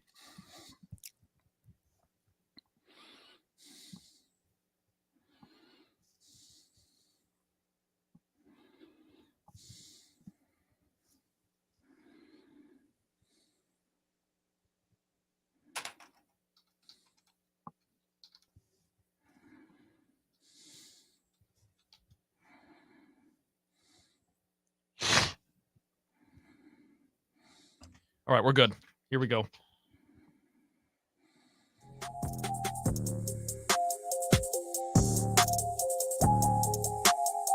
You're listening to Miller and Moulton, only on the Florida Sports Network. And now, here's Mark Miller and David Moulton.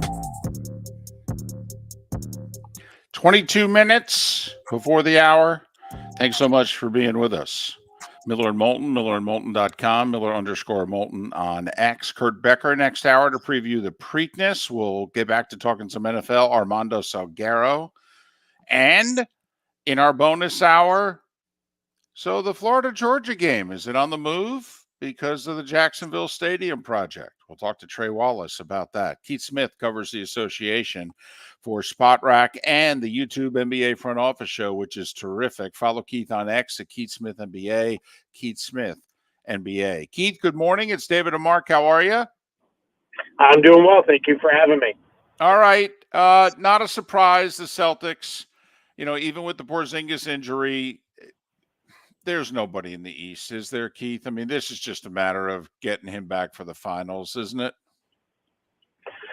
Yeah, to some extent. I was asked last night who, Boston would rather play, Indiana or New York, and my answer wasn't meant to be smug or cocky, but it does. I don't think it really matters. I think it's far more about the Celtics at this point than it is about who they play. They just need to play their game.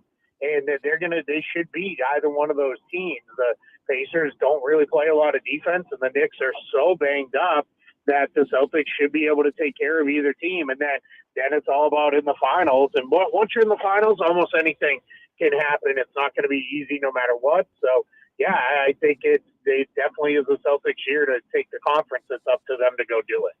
Do the Knicks present any problems just with the way they crash the offensive glass? I mean, they're doing such a tremendous job on offensive rebounds. Wouldn't that give Boston a little more of a problem?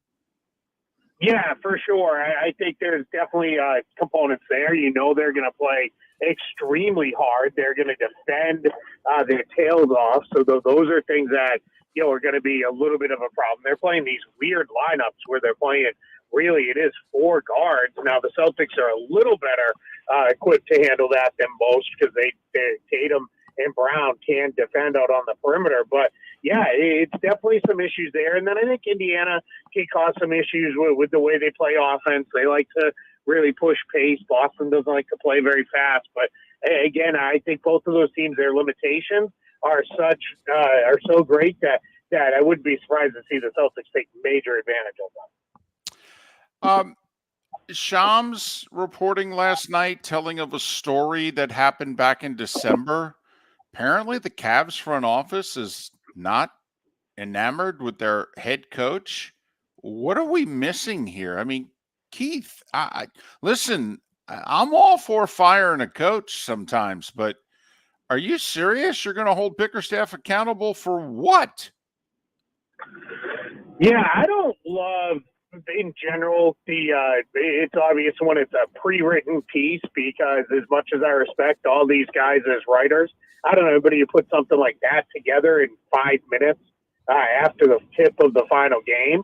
But I kind of, with the Cavs, I even more so don't understand the thinking here. He has grown them from a young team, got them into playoff contention, then into the playoffs, then they won a round. It seems like they're taking the normal steps and progressions of a young team. Not to mention this year, they dealt with injuries all year long, all kinds of injuries and all kinds of problems. And yet here they are. They were still, competitive in the second round series, despite the fact that they ended up getting bounced in 5 games. And yet everybody's ready to move on for them. And I think it's a little unfair considering where they're at. But I think it often comes down to we don't have easy answers for switching out the players on the roster and those kind of things. So if we're not where we want to be, let's change the coach and try to do it a different way. Did Donovan Mitchell play his last game as a Cav last night? I don't know. I kind of don't think so, because I don't know that he's going to come out directly and tell them I'm not re-signing here or I want to trade.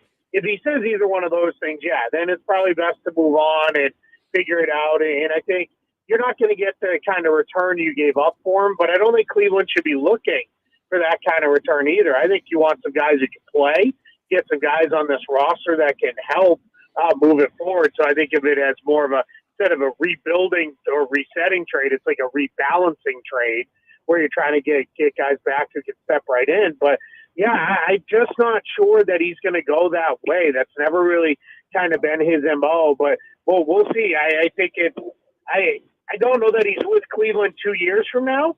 I think then he may be gone, but I just don't know if he's going to say the things he needs to that forces them to move him this summer. But Keith, this is pretty easy, though. The Cavs put $250 million in front of him, and if he doesn't sign it, then you got to deal him, right? I mean, that's how this works, right? Yeah, to some extent. Now, and I think we probably even talked about this like a year or so ago with Jaylen Brown and the Celtics when there was speculation of how he might not sign the Supermax. So the one difference here is the Cavs can't offer Mitchell the Supermax. They can only offer him slightly more than what other teams can. And most of that comes into the presence of a 5th year on a contract. Now, that 5th year, I would expect no matter what will be a player option, and another team can only offer him up to 4 years. So I try to really look at the 4-year versus 4-year comparison, because that feels a little more fair in these cases. But yeah, there's definitely a world where if they say, hey, we're ready to pay you everything we can pay you, let's get this done. If he says, nah, I don't think I want to sign that, I do think then you have to think a little bit about, all right, let's maybe consider our trade option. Because you can't go into next year knowing he may just walk away for nothing. If you were close to winning a title, sure, but they're not that close to winning a title. Apparently, they can offer him 4 for $208 is what they can offer him. So that's $52 a year, and they'll offer it, and we'll see what happens. He's Keith Smith, U2 NBA front office, and Spot Rack. Follow him on X at Keith Smith NBA, Keith Smith NBA. And Keith, last night in the West, I mean, Dallas and Luka got it done. Luka had been, he's banged up, but he's been spending a lot of time yipping at officials. And last night, he kept his mouth shut and let his basketball do the talking, and it was a triple-double, an impressive performance. Yeah, absolutely. I felt like he was moving a little better last night, too. I felt like it looked like he had a little more burst to his game in that, so that's obviously a good sign for the Mavs. But, yeah, when he isn't spending the first 5 seconds of a defensive possession barking at an official while his team plays 5-on-4 in the other end of the floor, it's always better for the Mavs. He's actually been a much improved defensive player this year. He's no longer the kind of guy where, offensive players' eyes absolutely light up when they see he's standing across from them. So that's big. Kyrie Irving's effort in this entire series, whether it be on defense or that's just getting the Mavs into stuff, finding passes, I think that's been really good. And it's just a team that really, their trade deadline moves to get Daniel Gafford and PJ Washington have fit so perfectly what this team needed. And sometimes it all just comes together really well. And I think you're also, on the other side, you're seeing OKC's youth show up quite a bit. Yeah, and offensively, they are not playing at the level that they played at during the regular season, not even close. I'm just kind of curious going forward here. T-Wolves tonight, all right? They're favored for what it's worth, but what's taken place here in the last 5 days to turn, they didn't beat Denver. They dominated Denver in the first 2 games. What has Denver done? Clearly, this is a schematic change, right? That all of a sudden is giving Minnesota problems? There's definitely some scheme stuff. One of the things that Denver's done is they generally like to run their offense super tight to the three-point arc. They have raised their offensive pickup points way out closer to half court, which is neutralizing the physicality from the Wolves some. You can't be as physical 40 feet away as you can be 30 feet away. And then they are also spreading them out even more, which reduces some of that size advantage that Minnesota had. And then now Minnesota in the last couple games has started to, all right, we can't just be bumping and grabbing and holding on every play because they've kind of solved that a little bit. So we're going to have to send some extra help on Jokic. We're going to send it at weird times. But I say it's LeBron James and Nikola Jokic are the two best in-game problem solvers we have in the NBA. You might get them once or twice, but on that third time, now they've seen it. They know what you're trying to do, and they're gonna pick you apart. That's been really rough for the Timberwolves there. And then I think their offense has been just as big of a problem. We have seen games where Anthony Edwards is great and no one else steps up. Then we see other games where other guys do better and Anthony Edwards isn't quite as good. So they're in a battle now. I think they may force a Game 7, but I don't know that they're going to win a Game 7 in Denver. I have a hard time seeing it. I think they really potentially lost this series, but they didn't get one of the two at home in Games 3 or 4. Who gives Denver more of a problem if they get through this, Dallas or OKC? Yeah, that's interesting. There's a world where it's Oklahoma City just because they'll speed up the game more. They'll force the Nuggets to play faster than they want to play at times. But I do think it's Dallas just because I think that the Nuggets know how to – they'll know youth against them. We're seeing times when there's guys on the Thunder look like just – I don't know what to do here because they're trying to have to figure it out in real time. Where Dallas, Luka, and Kyrie, they're going to figure it out. They're going to get their teammates in the right place. But I don't know that either team challenges the Nuggets too much. I think this Nuggets team is worse than they were a year ago. But I think they're still the best team in the West, and I think they'll still get through it. Even if you have a couple challenge games there. Also, Kyrie and Luka are kind of guys that are capable of going off for 45, 50 points, almost winning a game all by themselves. Where Shai Gilgeous-Alexander can be great for the Thunder, he just doesn't do it quite in that manner. Gut feeling who wins Knicks-Pacers series, because I got to admit, and I'm a Knicks fan, Keith, to me, it's Brunson and a bunch of role players. I'm amazed. Every game they keep winning, I'm amazed. Yeah, I am a little bit too, because I think it's especially the fact that they're only playing 6-7 guys right now. Like that is really, really tough. To win games like that. This is not a new thing. This has been going on for weeks now. But I think the Pacers are going to win Game 6. I think they're going to force a Game 7. And I am not betting against the Knicks with that crowd. They just seem to feed off that Garden crowd like no Knicks team has in recent years. I mean, you got John Starks and Stephon Marbury jumping up and down like dads at a youth game. Every time they do something, screaming and yelling. And that crowd loves this team, and they help lift them. So I think it'll be Knicks in 7. Keith, thanks for making time for us. Appreciate your work from afar. Safe travels. I appreciate it. Thank you for having me. Keith Smith, who covers the NBA for Spot Rack, and he's part of the NBA Front Office Show on YouTube. Follow him on X, Keith Smith NBA, Keith Smith NBA. Here's a quick tangent, 10 seconds, humor me. This whole Stephon Marbury. Do you know how many playoff games the Knicks won with Stephon Marbury? How many, David? As many as they did with you, Mark. That's what I thought. Right. So, now don't get me wrong. He's a New York City basketball legend, very talented player, but I mean, to me, I think of Marbury more with the T-Wolves, with the Nets even. I mean, New York thing, though. I know. And he's rooting, and they show him rooting, and he looks like one of them. Yeah, and by one of them, I mean a fan. He doesn't. Yeah, but John Starks at least was on their last, run of greatness. I mean, Stephon Marbury, he didn't do anything. They didn't do anything. Why are you, of all people, trying to bring down what's going on in New York right now? I'm just pointing out, it just seems, listen, the Starks thing I get. I do. And What, are you going to be mad that Chris Rock's at the game next? No, he's been there when they were terrible. And he's paying for those seats, man. That's good for him. So's Marbury. No, I think Steph's No, I mean, he's been there when they're terrible.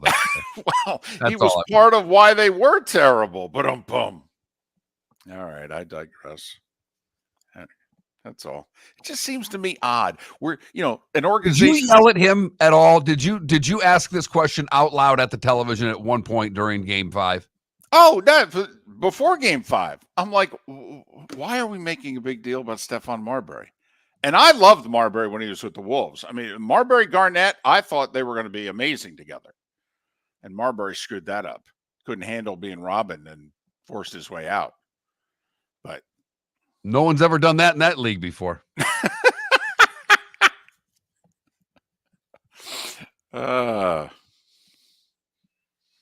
It's going to be a wild off season. All right, all the people that are unhappy, then they're going to get together at the Olympics. They're actually going to talk to each other for a couple of weeks. They're going to play GM. Going to go back to their teams, dictate what it is they want done. This is going to be nuts. Nuts. August is going to be crazy in the NBA. It's not going to be the first week of July. There's not a lot of free agents. It's when they get back from the Olympics that the league is going to get blown up. Miller and Moulton. Thanks for being with us. MillerandMoulton.com. Visit Jason and Todd at the Diamond District. Hi, I'm Jason. And I'm Todd with the Diamond District. I believe in complete transparency. If you're shopping for diamonds in Naples, you're paying too much.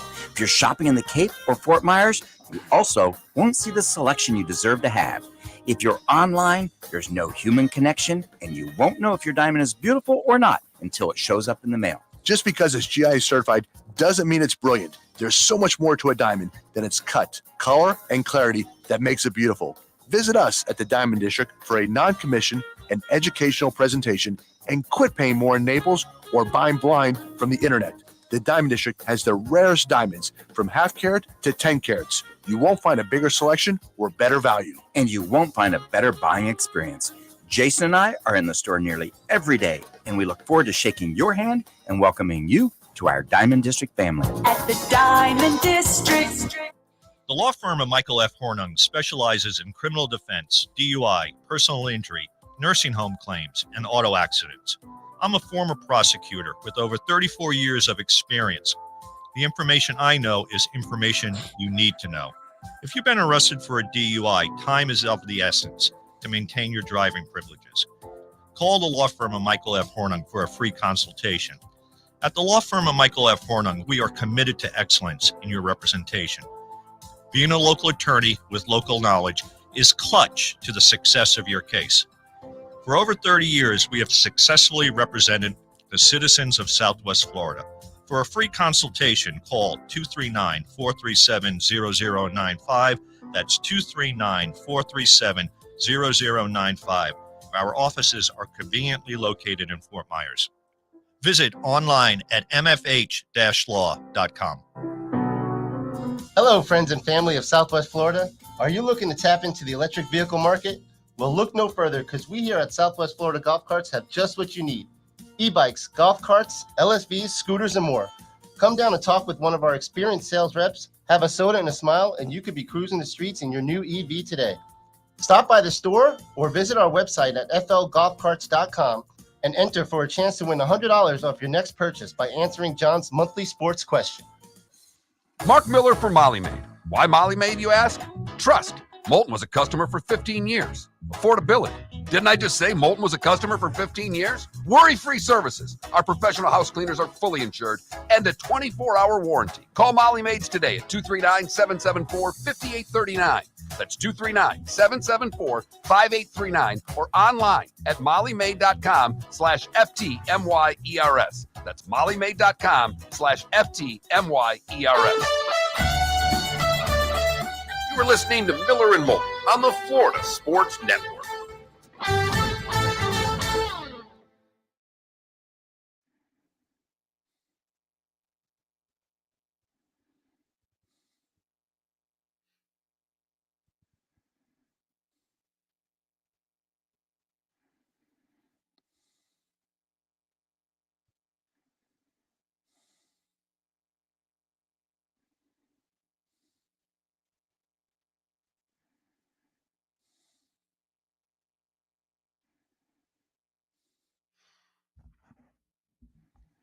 There is nothing better than the neighborhood Facebook group and them complaining about HOA meetings.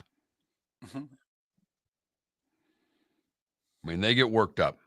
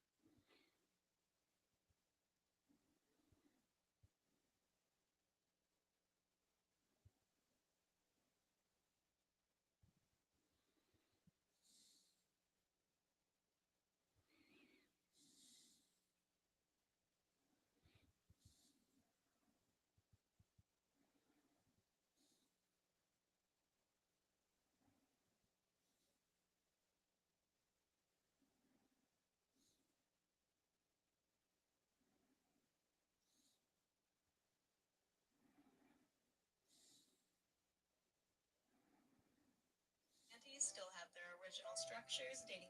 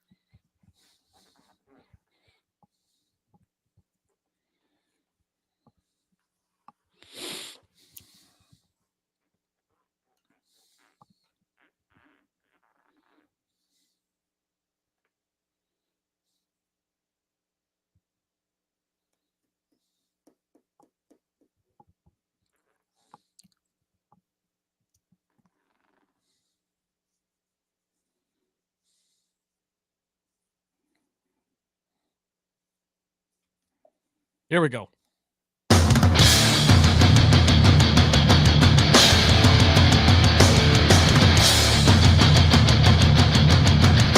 You are listening to Miller and Moulton, exclusively on the Florida Sports Network. And now here's Mark Miller and David Moulton. Halfway home on this Thursday, 100 days away from Florida State and Georgia Tech meeting in Dublin. So there, Miller and Moulton, millerandmoulton.com, Miller_Moulton on X. Schedule getting released throughout the day yesterday, and then a full reveal last night. We're guessing many of you have played the schedule game with your favorite team. Trent, what is it that I thought I heard you say during a break? You went through the Lions schedule. What did you have? 12-5. 12-5. Okay, that's not bad considering what a homer he is. I'm a little stunned. That's the initial one. It'll be 14-3 by the end of the day. I will say this. I usually go through and then however many wins I have, I subtract one. It's like it's my own bias. Just a fail safe there. Fail safe. Yeah, that's the word. I just know that I'm a little more giddy and I got to come back to earth. One win's worth. So, we all have our own criteria when we look at a schedule. Some we look at winning percentage of teams from the year before. I don't like that one particularly because teams change so drastically year to year in the NFL. Warren Sharp, an analytics guy that you and I, Mark, have taken to. We like a lot of the content that he produces. He thinks a better judge of one's schedule is to do it by Vegas over-unders and just add them up. And that's, the level of opposition that you're going to play. That's taking this year's expectations into account. Pro Football Network, 2 years now, we've had guests on a regular basis from Pro Football Network. They've got like 4 different criteria that they use, Mark. And after the schedules got released, okay, they said, okay, here we go. Hardest, easiest schedules. And I don't want to bore you any more than I normally do. 8 of the top 10 hardest schedules teams in the AFC, for what that's worth. Niners and Vikings, the 2 NFC teams that rank. Vikings makes a lot of sense. They're over-under, I think, is the lowest in the division. And the division's thought of pretty highly, so they're playing 6 games against the Bears, Packers, and Lions. So that makes a lot of sense. Some things I want to point out. Hardest schedule in the league, according to Pro Football Network, Patriots. And that's taking everything into account. The level of the team. We went through it before. We don't know how many times the Patriots will be favored in a game this year. Over under 1.5 is a fair bet as to how many times we think the Patriots will be favored in a game this year. But here's just if Pro Football Network is semi-accurate as to who's got a hard schedule, who's got an easy schedule. Well, the Bills have the second hardest schedule in the league, according to PFN. The Dolphins have the 16th and the Jets have the 22nd. Don't you think that'd be a big edge for the Dolphins and the Jets? Huge. I mean, don't you think that's screaming that's at least a game in the standings right there? Just by, quote, schedule, which is odd because the Dolphins and the Jets play 14 of the same 17 teams that the Bills do. So that's odd. Dolphins, by the way, have their bye week 6. The Bucks week 11, the Jags week 12, as far as when the Florida teams have their bye weeks. Bills, one of 4 teams that have a 3-game road trip, however. So that factors into strength of schedule. Okay. Easiest schedule in the league. Atlanta Falcons. So if you liked them, thought getting Cousins, change at head coach, a couple of the other offseason acquisitions, if you're like, I think Atlanta's going to be a 9, 10, 11 win team. Well, okay. Pro Football Network says they're playing the easiest schedule in the league. Now, the Saints are playing the third easiest, Carolina the fourth easiest, and the Bucs are playing the 26th hardest. So obviously a lot of it is the fact they're all playing each other. And we don't think a whole lot of these teams. But is that a game difference in the standings, Mark, if Pro Football Network is right, between the Bucs playing the 26th hardest and the Falcons playing the easiest? Is that a game or not really? Because that could determine who wins. I think it is. Okay. As you would expect, the AFC North, they're all good. All finished above 500 last year. Never mind the fact they played the majority of their games against the AFC, and the AFC is a stronger conference. So, Mark, Browns have the fourth hardest schedule. Steelers the fifth. Ravens the ninth. Yet the Bengals have the fifth easiest schedule in the league. First off, that to me is fascinating. I mean, we think it's fascinating. Buffalo at 2, Miami 16, the Jets 22. Bengals at 28. And their 3 division rivals, according to Pro Football Network, their schedules are ranked 4th, 5th, and 9th. Bengals 28. Don't you have to bet money on the Bengals this year to win the North? Based on the schedule alone. If you think that's right, that's a minimum 1-game difference in the standings. Well, think about it. You mentioned it, 14 to 17 are the same, but who do the Bengals get?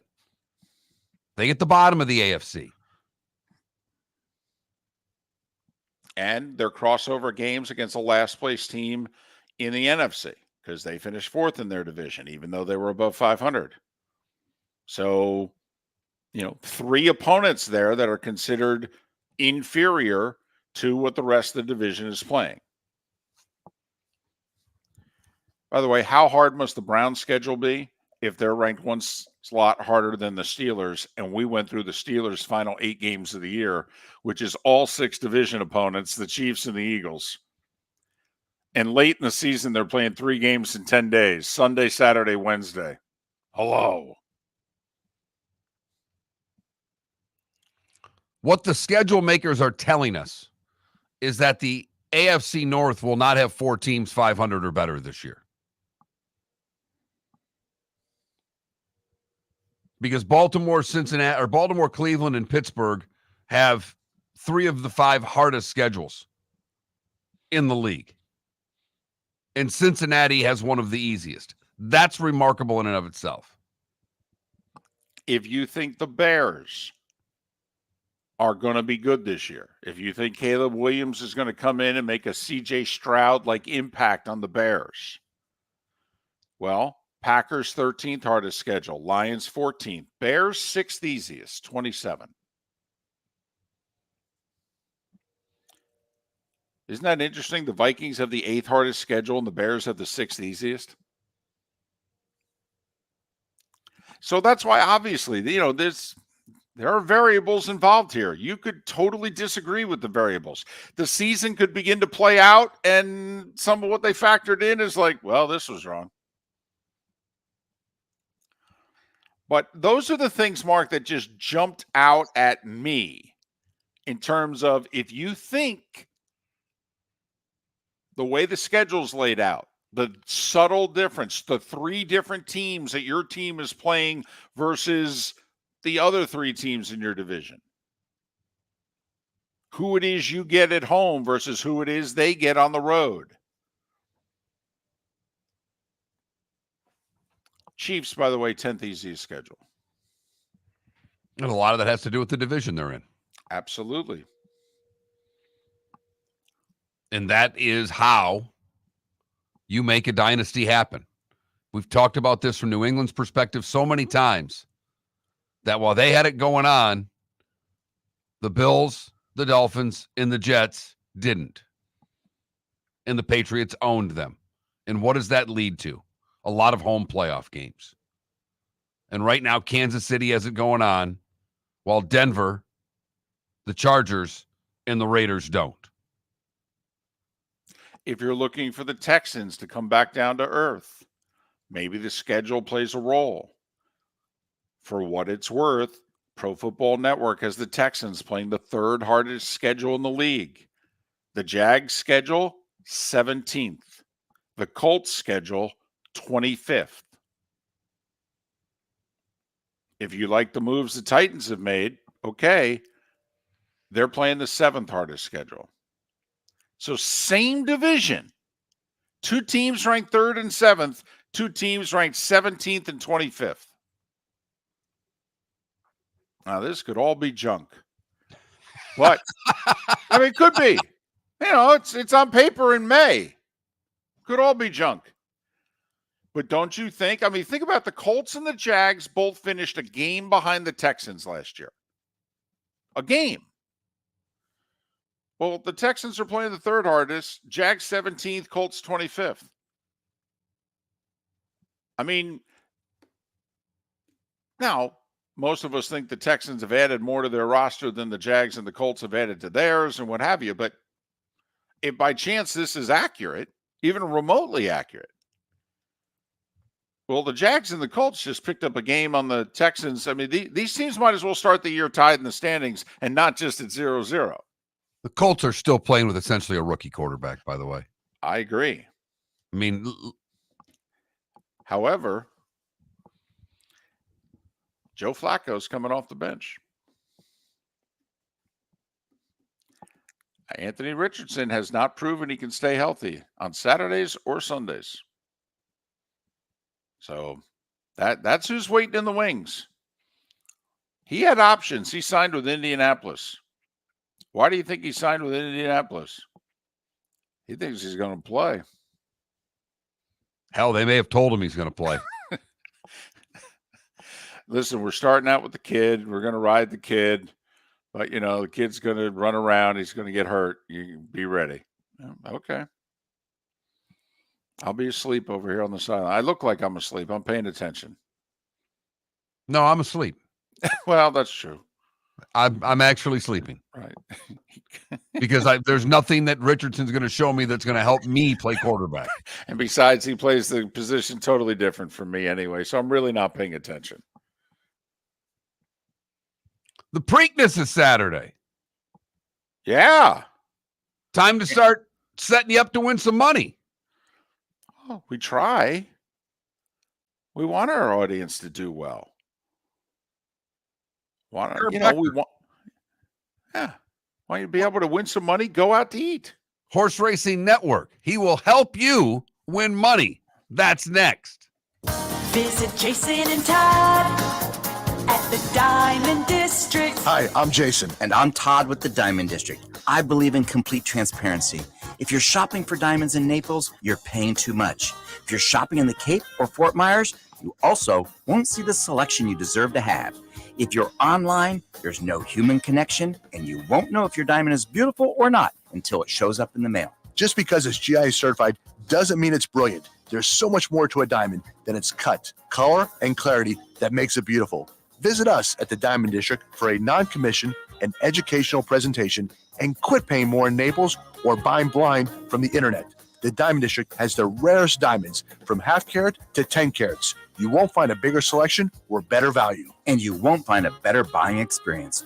Jason and I are in the store nearly every day, and we look forward to shaking your hand and welcoming you to our Diamond District family. At the Diamond District.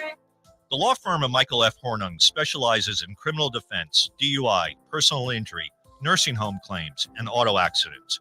I'm a former prosecutor with over 34 years of experience. The information I know is information you need to know. If you've been arrested for a DUI, time is of the essence to maintain your driving privileges. Call the law firm of Michael F. Hornung for a free consultation. At the law firm of Michael F. Hornung, we are committed to excellence in your representation. Being a local attorney with local knowledge is clutch to the success of your case. For over 30 years, we have successfully represented the citizens of Southwest Florida. For a free consultation, call 239-437-0095. That's 239-437-0095. Our offices are conveniently located in Fort Myers. Visit online at mfh-law.com.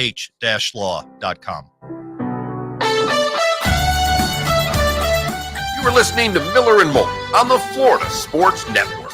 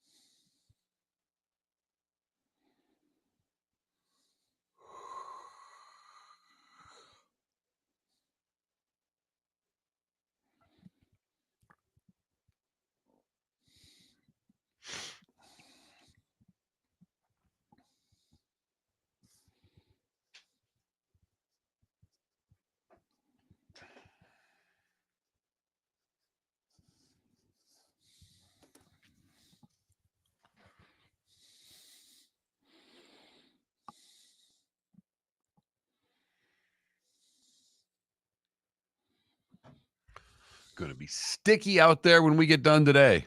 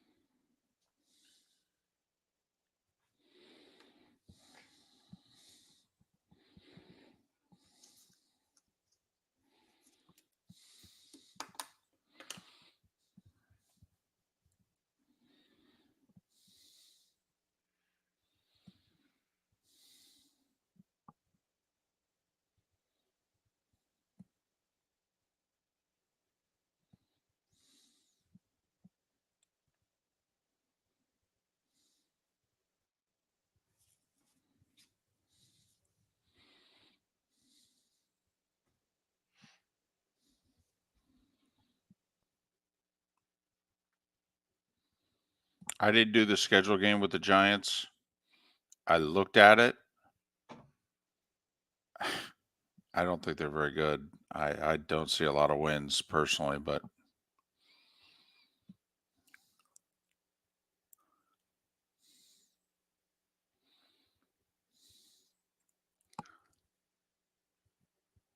I mean they're over under, I think 6.5. I'm definitely going to go under.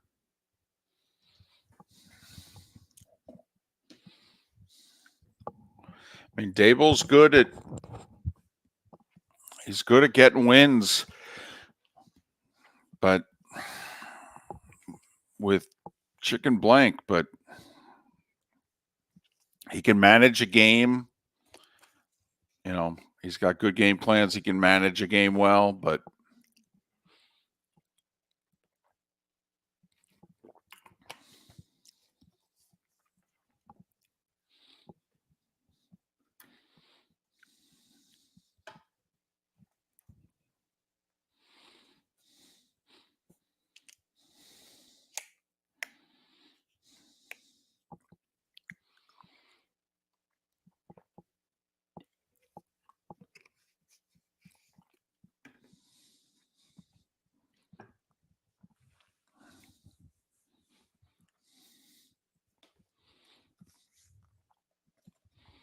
isn't your guys' heat index like off the charts?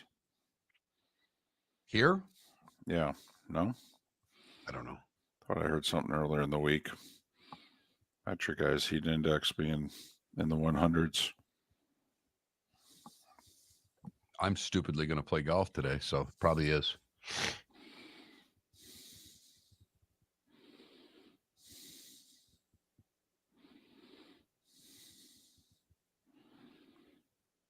I guess you're getting a 95 Saturday.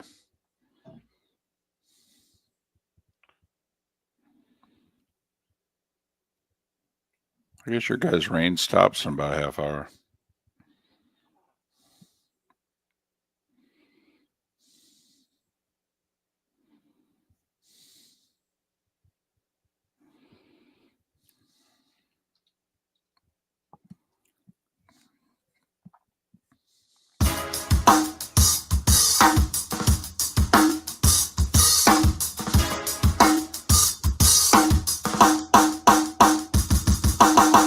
Welcome back to Miller and Moulton, only on the Florida Sports Network. 21 minutes past the hour. Armando Salguero of Outkick. We'll talk some NFL with him in a little more than 15 minutes' time. Trey Wallace of Outkick. We'll talk, where is the cocktail party going to be played 2, 3, 4 years from now? Will the renovations on the Jacksonville Stadium force the game to move? And if so, where? They stay in neutral?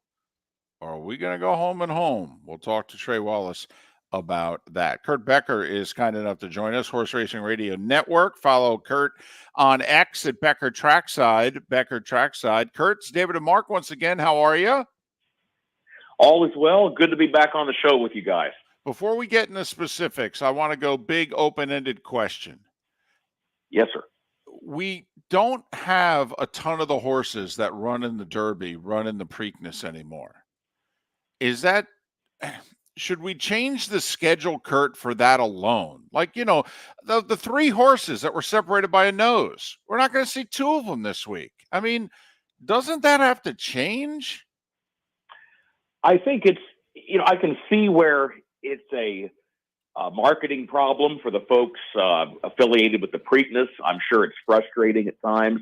I'm still in the camp that says, no, don't change it. I still am of a firm belief that the Triple Crown is designed the way it is for a reason. It ought to be difficult. It ought to be a challenge. As somebody said to me one day, I had a discussion. I said, well, is it too tough on the horses? And I was talking to a trainer, and the trainer said, no, it isn't. He said, if you think about it, technically, if you want to go for the Triple Crown, it's challenging and it can be tough on one horse. Obviously, the horse that's trying to win all 3. But no, I'm still in the camp that says keep it the way it is. Wow. And it's, obviously this is your living, but sports have evolved and changed at all times. We do this thing, today was a day when, and as I look, it's amazing. The Preakness and the Derby were both run years ago around this time of year. There wasn't this, I don't know when it came into the schedule came into being, but it hasn't been this way forever. And other sports have changed. You don't think it would add any more popularity if they did one a month and could guarantee the best horses in every race?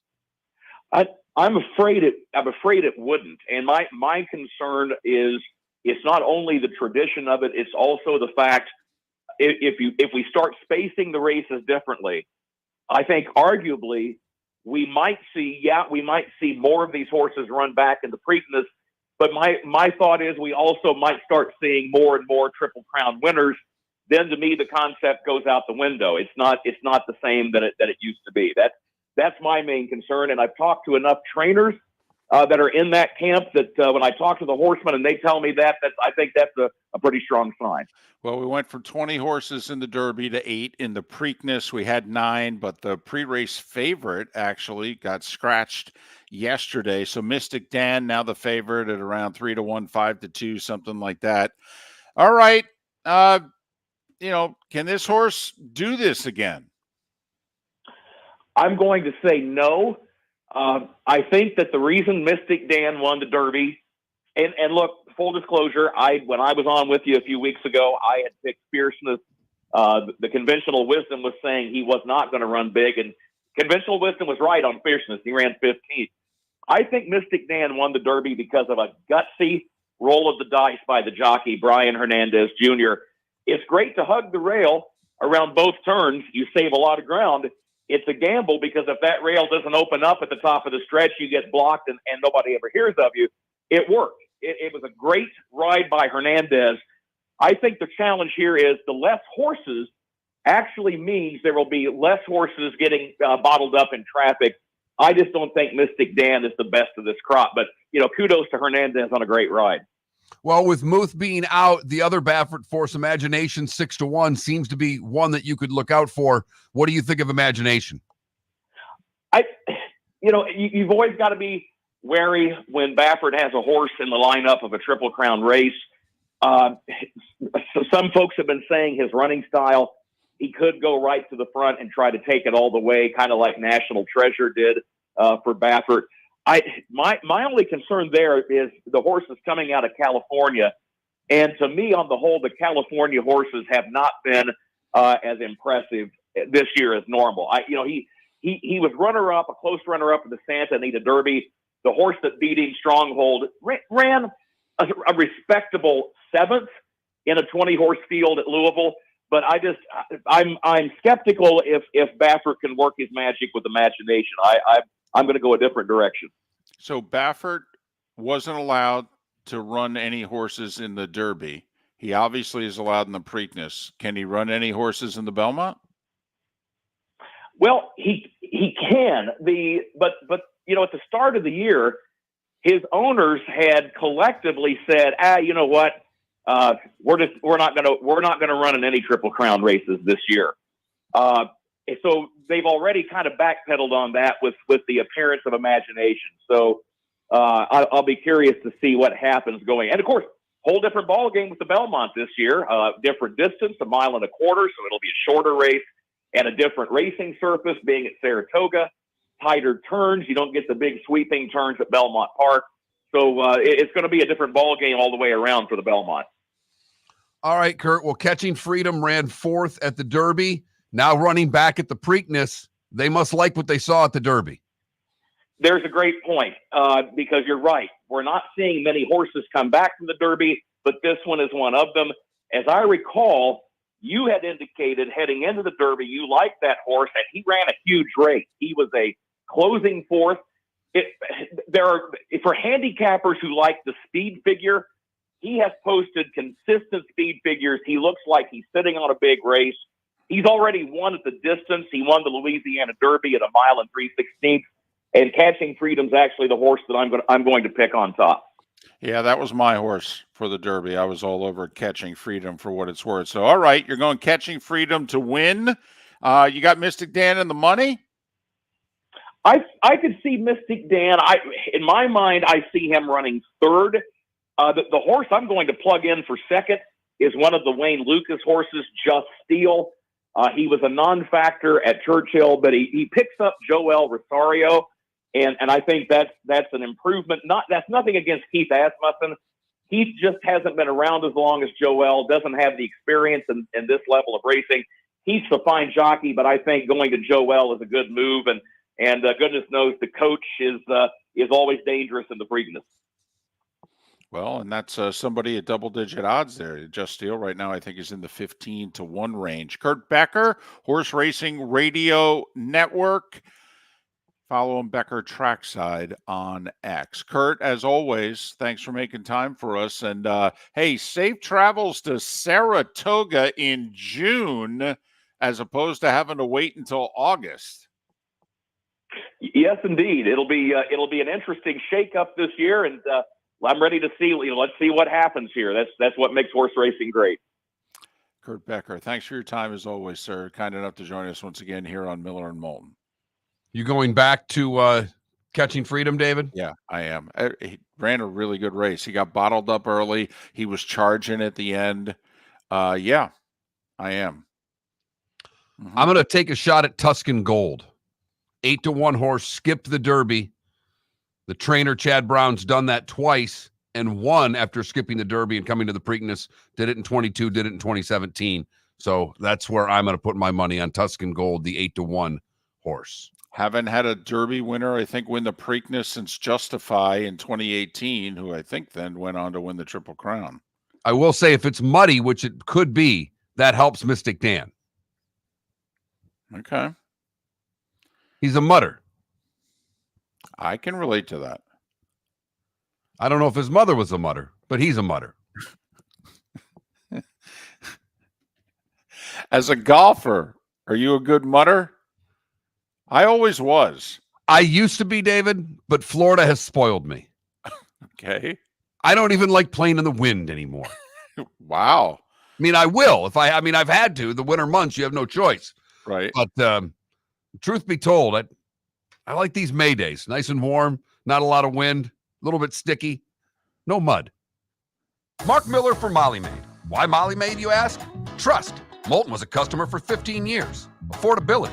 Didn't I just say Moulton was a customer for 15 years? Worry-free services. Our professional house cleaners are fully insured and a 24-hour warranty. Call Molly Maids today at 239-774-5839. That's 239-774-5839 or online at mollymaid.com/FTMYERS. That's mollymaid.com/FTMYERS. The law firm of Michael F. Hornung has successfully represented the citizens of Southwest Florida for over 30 years. As a former prosecutor, the information I know is information you need to know. If you've been arrested for a DUI, a criminal matter, or involved in an auto accident, call the law firm of Michael F. Hornung. I'm a local attorney with local knowledge to assist you through the process. For a free consultation, call 239-437-0095. That's 239-437-0095. Offices in Fort Worth. Visit Jason and Todd at the Diamond District. 20 years ago, Jason and I had the idea for a jewelry store like no other, with a vast selection of certified diamonds priced 8 to 12% over cost. A team of individuals who are educated, driven, and believe in cultivating relationships. Today, we have become one of the largest independent jewelry stores in the country. Todd and I love what we do and are in the store nearly every day, along with our GIA gemologists, master jewelers, custom designers, and non-commissioned diamond consultants, all of which we consider family. As direct diamond importers, we travel the world, forging relationships and sourcing diamonds. What we love most about our business is that we can call Southwest Florida our home. If selection, value, and comfort are important to you, give the Diamond District an opportunity. You won't find a better diamond buying experience. Todd and I look forward to shaking your hand and welcoming you to our Diamond District family. At the Diamond District. You are listening to Miller and Moulton on the Florida Sports Network.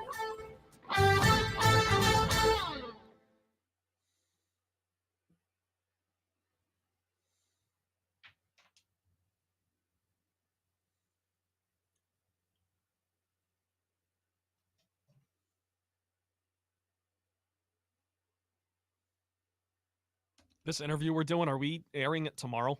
No. We're just putting it out via podcast. Okay. And you can use it for the best of Memorial Day if you want. Good deal.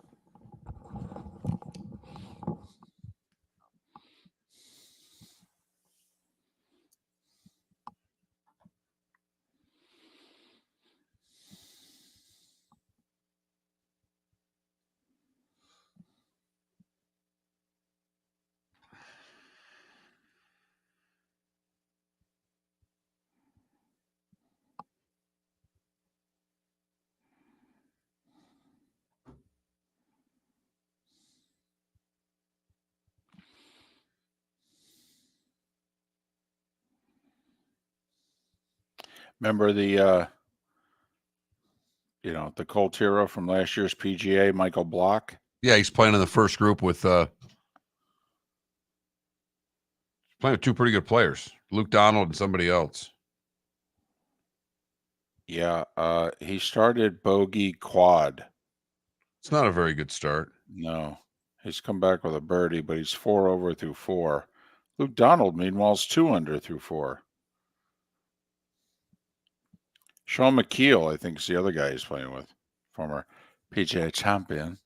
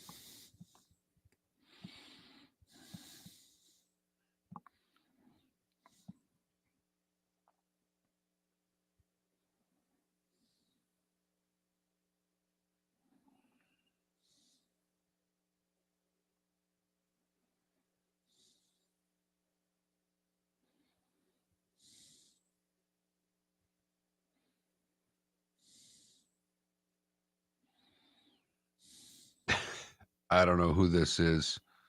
This computer cowboy has this list of tiered teams. No-brainer top teams. Got the Niners, Kansas City, and Baltimore. Probably good. He's got a bunch of teams. Could be very good. He's got a bunch of teams. QB purgatory plus Minnesota.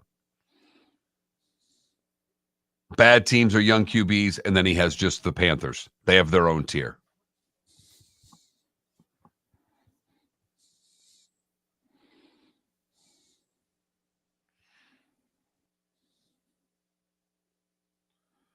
Don't.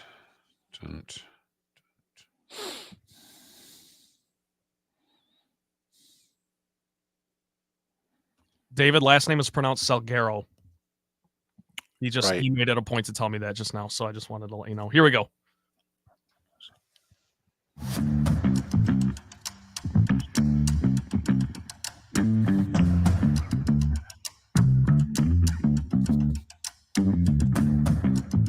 You're listening to Miller and Moulton, only on the Florida Sports Network. 22 minutes before the hour is up.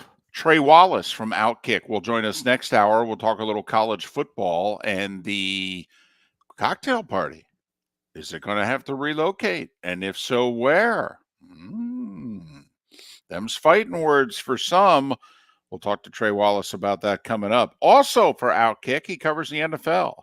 He's Armando Salguero. He's a Hall of Fame voter. He's been covering the league for a while. He's done a great job. You can follow Armando on X at his name, Armando Salguero, Salguero. Armando, it's David and Mark. Thanks for doing this. How are you? Looks like you guys got an Outkick party going out today. Nothing wrong with that. You guys do a great job. There's some people that, are biased against you and some who are biased for you. We're just into quality content. So Armando, welcome. My pleasure. Well, what did you make? I mean, obviously schedule day's out. It's a big day to look at paper and see things and break them down. How did you break down the NFL schedule as a whole? It's pretty amazing, first of all, that it's a thing, right? The Yes. NBA releases its schedule. The Major League Baseball releases its schedule, and I don't see too many 1 or 2 hour shows, devoted to that thing. And yet the NFL releases its schedule, and it's amazing. It's on multiple networks for multiple hours, and guess what? We watch.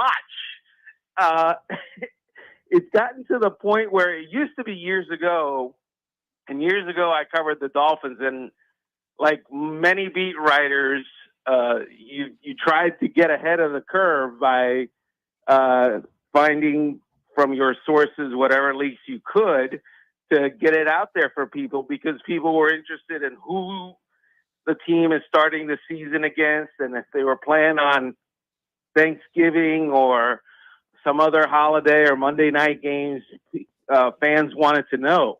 Well, now the league leaks its own schedule days ahead of time. It'll in dribs and drabs to kind of pump up the action. It tells you what the Christmas games are going to be, what the international games are going to be, what some primetime games are going to be. It's pretty amazing that the NFL can do this, and we just sop it up with a biscuit. Is there anything that you think they're doing in which they're going to, by the end of the decade, go, we need to rein this in? They're starting to really go streaming. We got 4 streaming services, I think, who are airing exclusive games this year. Armando, that led us to a discussion. Hey, then how far away are we from a pay-per-view Super Bowl? Yeah, so Roger Goodell has addressed that in the past and said that is one tentpole, event that will remain on broadcast television. Probably, and this goes unsaid, because they pay more than anybody. So there's that. I think that there would be a huge, if the NFL were ever to say, well, we're going to divest the Super Bowl from our television contract, and now everybody can bid on the one game. I still think that if that were to happen, first of all, it would drive down the price of their television contracts. But in driving up the price of the one game, what happens is CBS or Fox or NBC, for that matter, or any broadcast network would be able to outbid the likes of Netflix or Amazon. For now, for sure, I think you're right. And, when Raj is done and we get to the 2030s, I think all bets are off. But in particular, one of the things that we noticed is, look, at college football is the free minor league of the NFL. They're starting a playoff this year. And that Saturday, the NFL looked at it and said, yep, not only are we not putting games on NFL Network, we're going to put marquee games on networks. They will not take a backseat to anyone, will they? They're not going to take a backseat to anyone, and that's their history. You're talking about a league that took Sundays away from the church. I mean, it's like, what?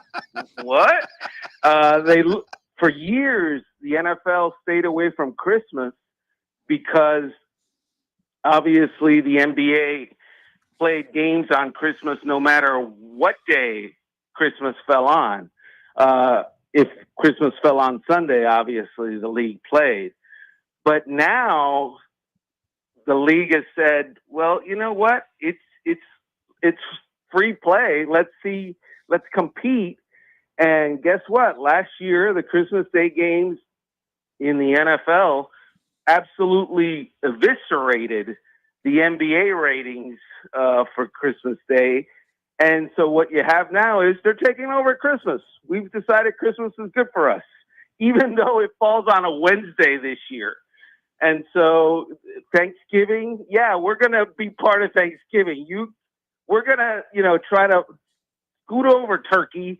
We're going to be in the Thanksgiving Day conversation as well. And so why not compete against college football if college football wants to play on the weekend against the NFL?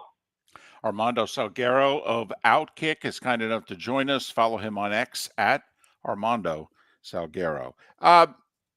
Late in the season, it's one thing, teams got a stretch. They're playing 3 games in 10, 11 days and mid-season or even earlier. Man, for some marquee teams, that 10, 11-day stretch, Armando, in mid to late December, where you're playing Sunday, Saturday, Wednesday, and they got the Chiefs, they got the Texans, they got the Steelers, they got the Ravens doing it. Do you think the players, when the league negotiates with them soon about wanting that 18th game, do you think the players hold up a stop sign to this, or is it just all about the money and, this is how it's going to be? Well, it's always all about the money, right? But I think that already what the players are saying, like their negotiating floor for that 18th game is going to be an extra bye week. That's going to be the thing that they're going to ask for first. And then they're going to ask for other things, including, of course, money. As far as we can't play, 7 or 5 days apart, stuff like that. Well, they've been doing that already. It's hard to go back from, we're not playing Thursday night games anymore after a Sunday game. That's just not something that's in the cards. I don't think it's even negotiable anymore. What are the storylines you're looking at, Armando, between now and the start of the season? Obviously, the mini camps are, we have a little bit of that going on. The schedule's out. I mean, this is start of the slow period. So what is it you're going to be looking ahead to? Well, as it relates, obviously, you wanted to talk about the schedule. As it relates to the schedule, it's going to start right away with Pittsburgh at the Falcons. Russell Wilson against Kirk Cousins. Two guys that spent a lot of time elsewhere, and now let's see if they can kind of keep their careers afloat and thrive in their new places. We're going to find out immediately because that's their opener. It's going to be interesting to see. Obviously, I live in Florida. It's going to be interesting to see if the Dolphins, who play in Green Bay at night on Thanksgiving, can play well late in the season and in the cold. Last year, they did neither. So they have designs on finally winning a playoff game. Let's see if they can do that. You got to be able to play in cold weather and play in the elements if you're going to succeed in the playoffs typically. Other things, the AFC North is easily, I think, the toughest division in football. Cleveland, the Ravens, Cincinnati with Joe Burrow back. Pittsburgh is always great. Mike Tomlin doesn't know how to have a losing season. That division is going to beat each other up so bad. It's going to be amazing. If you look at Pittsburgh's schedule from week 11 to week 18, they play Cleveland twice. They play at Philly. They play at Cincinnati. They play Kansas City, and they play the Ravens twice. Talk about a killer stretch. That's a killer stretch right there. Well, and Armando, it's remarkable. There's two teams, the Steelers and the Bears, who in the first 10 weeks of the season don't play a division game. So like you just pointed out, the Steelers in their final 8 weeks, they play all 6 of their division games, and then the other 2 games are Kansas City and Philadelphia. You can't schedule an 8-game stretch tougher than that, can you? It's a murderer's row. It really is. And on the other end of the spectrum, you have the Eagles, who obviously they're under a lot of pressure to succeed this year. And Nick Sirianni is under a lot of pressure to succeed. Jalen Hurts is under a lot of pressure to succeed because they were so disappointing, especially at the end of last year. They do not have to get on a plane to go play anyone after Thanksgiving. Think about that. They're going to be at Washington. That's a bus trip of an hour and a half.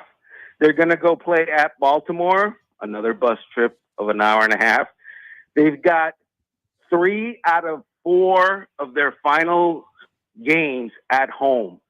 So it's set up well for the Eagles to finish strong.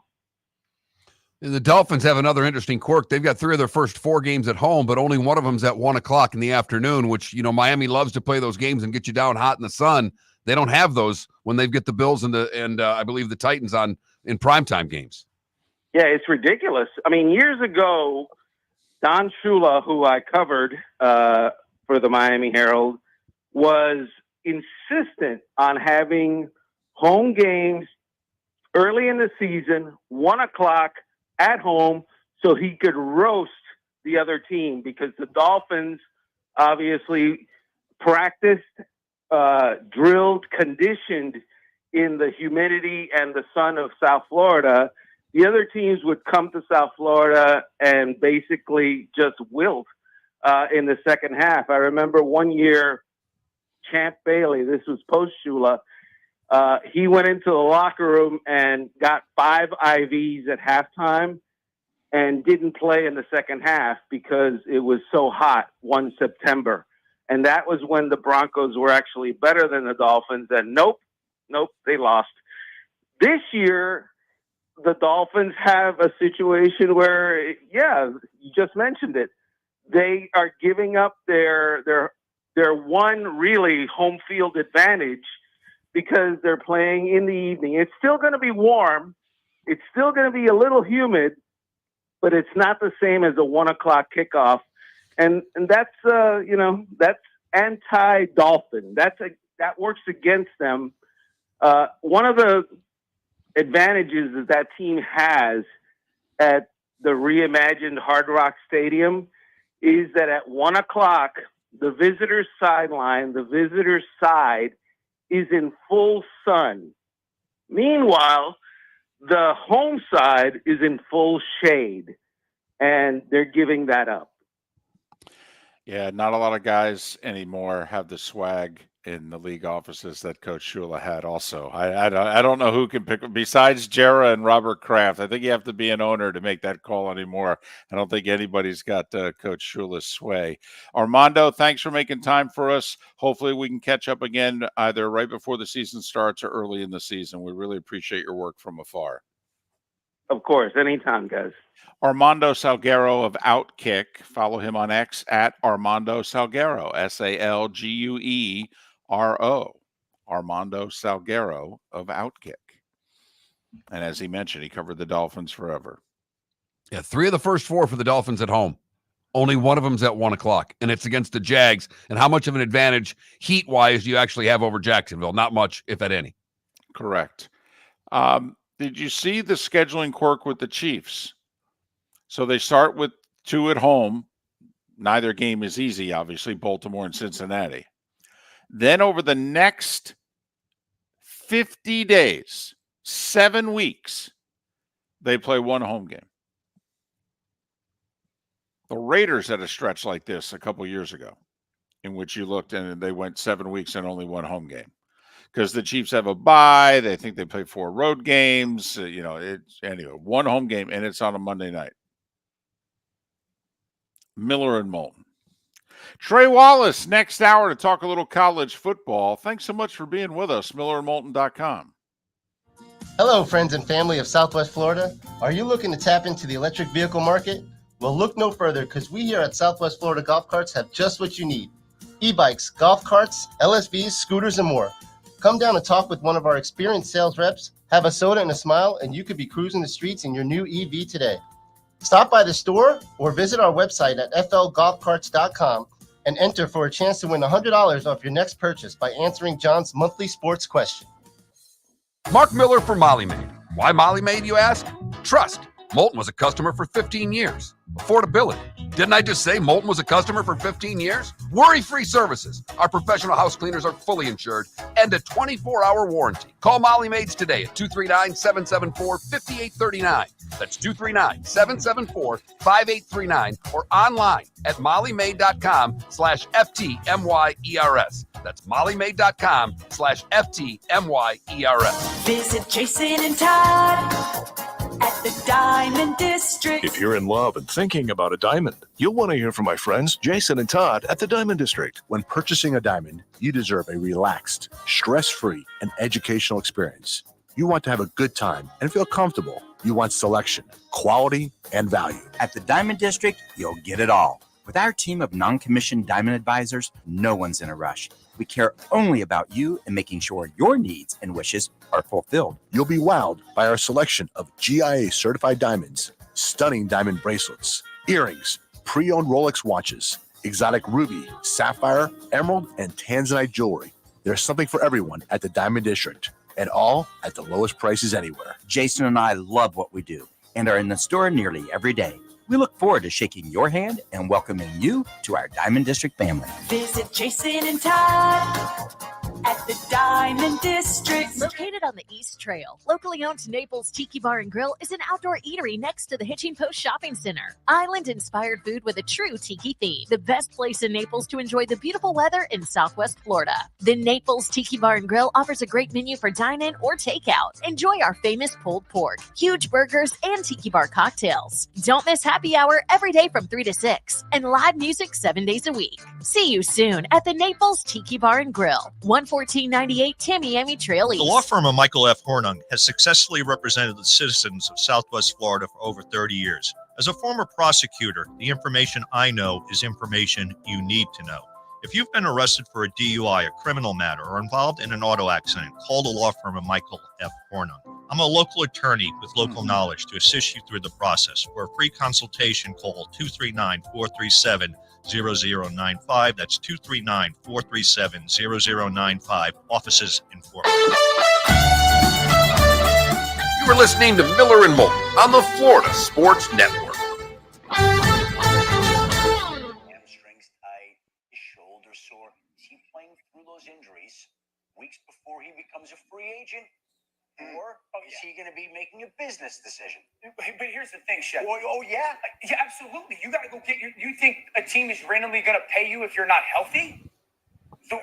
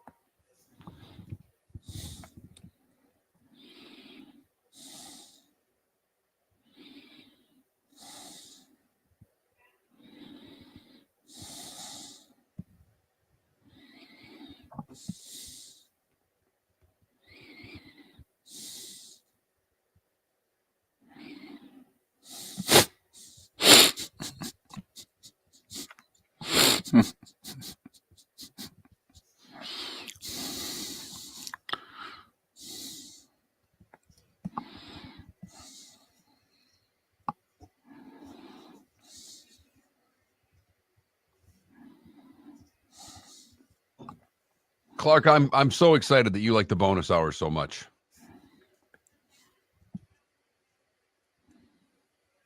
I really am. It's not even snarky.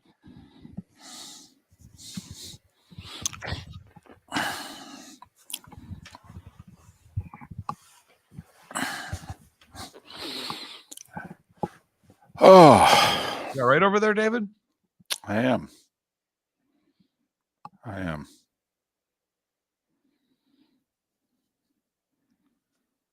Probably could have used one more hour of sleep.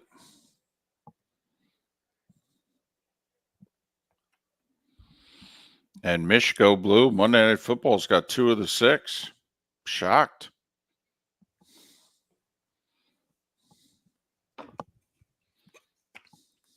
Rory birdied 1, Michael. And he's got a bad knee. Rory? No, Oberg. Oh, yeah.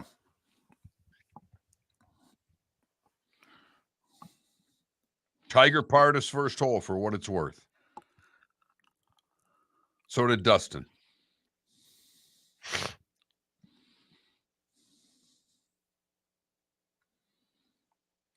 Oh, Paul, man. Sorry about that.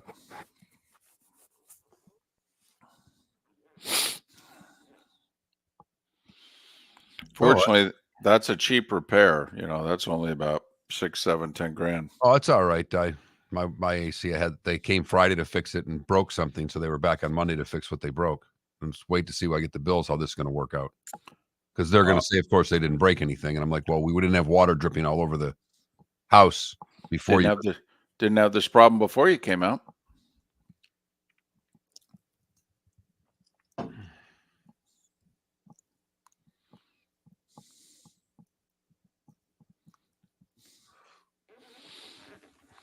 Is this when you look at them and you go, well, you guys need to make a decision? Here we go. Is this the last time?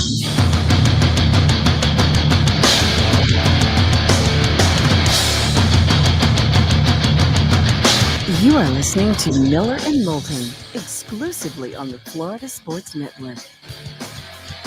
And now here's Mark Miller and David Moulton. It is the Diamond District bonus hour on this Thursday, 100 days away from Florida State and Georgia Tech, getting it on in Dublin. For some of you, that'll be the start of the college football season. For many of you, you're like, nah, that's cute. It's week 0. Doesn't really count. All right. I'm not there yet. Next week, I'll be ready next week. So we hear you. PGA Championship's underway. It's the focus of our poll question. Not a lot of votes on our poll question, by the way. They don't like golf. Which is not what the ratings say. So maybe we just need to promote it a little more. Or do a better question. I don't know. But who are you taking in the PGA Championship? You can take Rory, you can take Scotty, you can take Brooks, or you can take the field. The field getting a little over half the vote right now. Scheffler getting almost 30% of the vote. There you go. I took the field.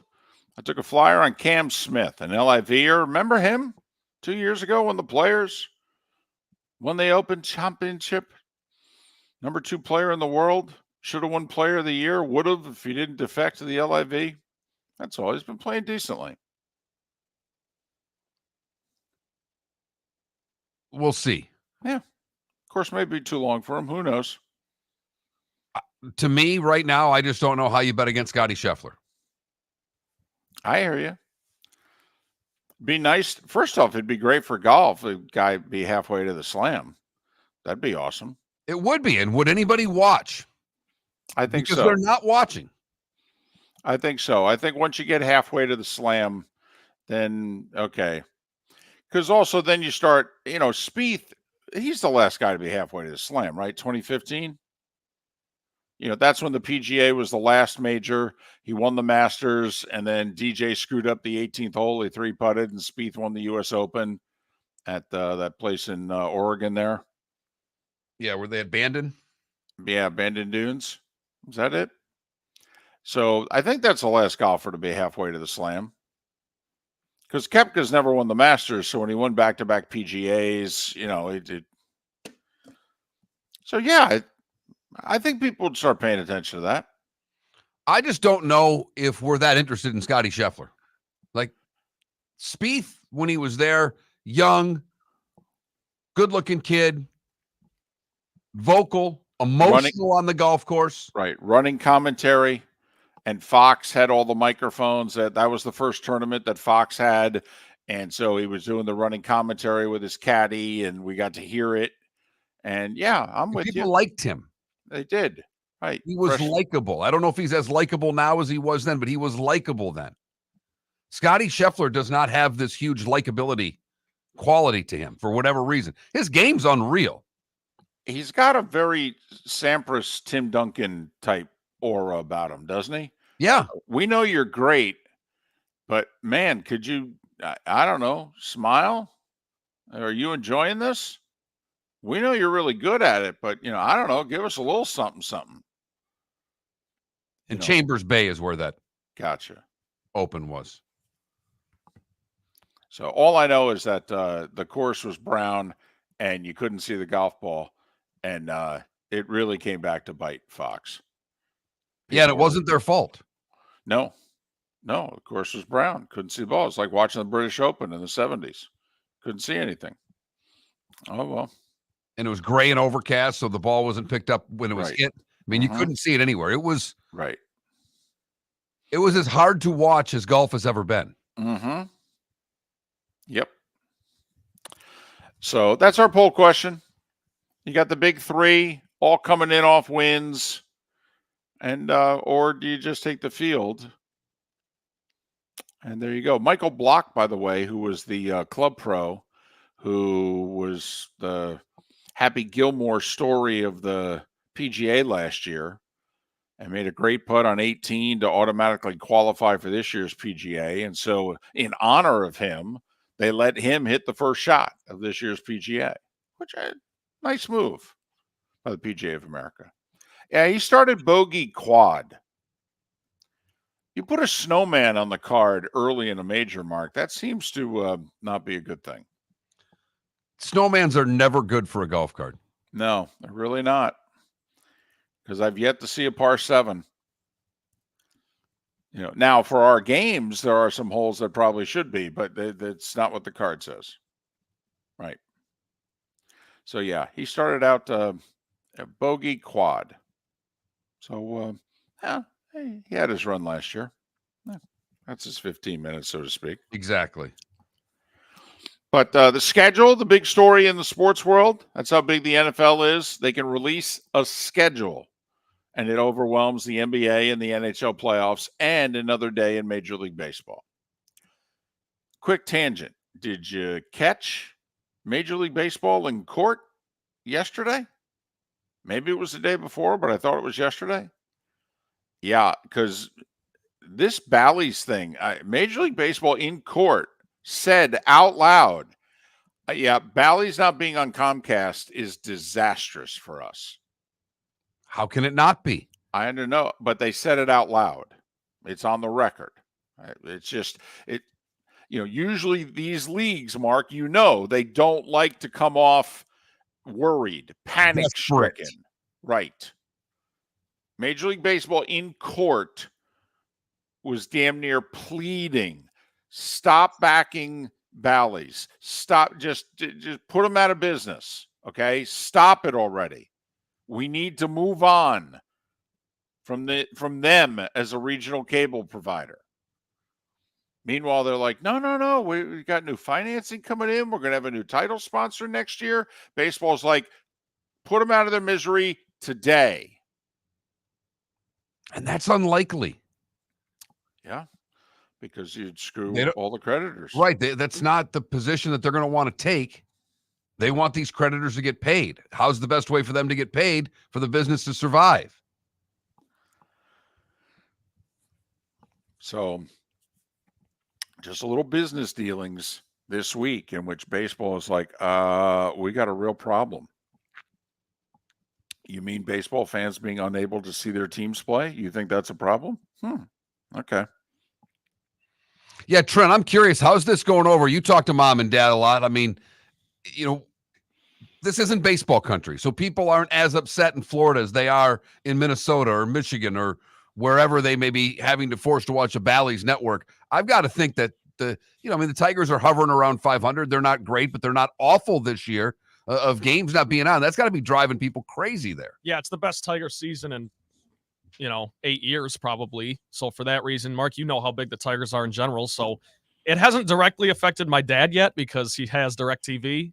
Okay, so he's got DirecTV, so he can still watch it. Yes, but I'll tell you, if and when the day comes that you can't watch the Tigers unless you're going to the bar or something, Armageddon.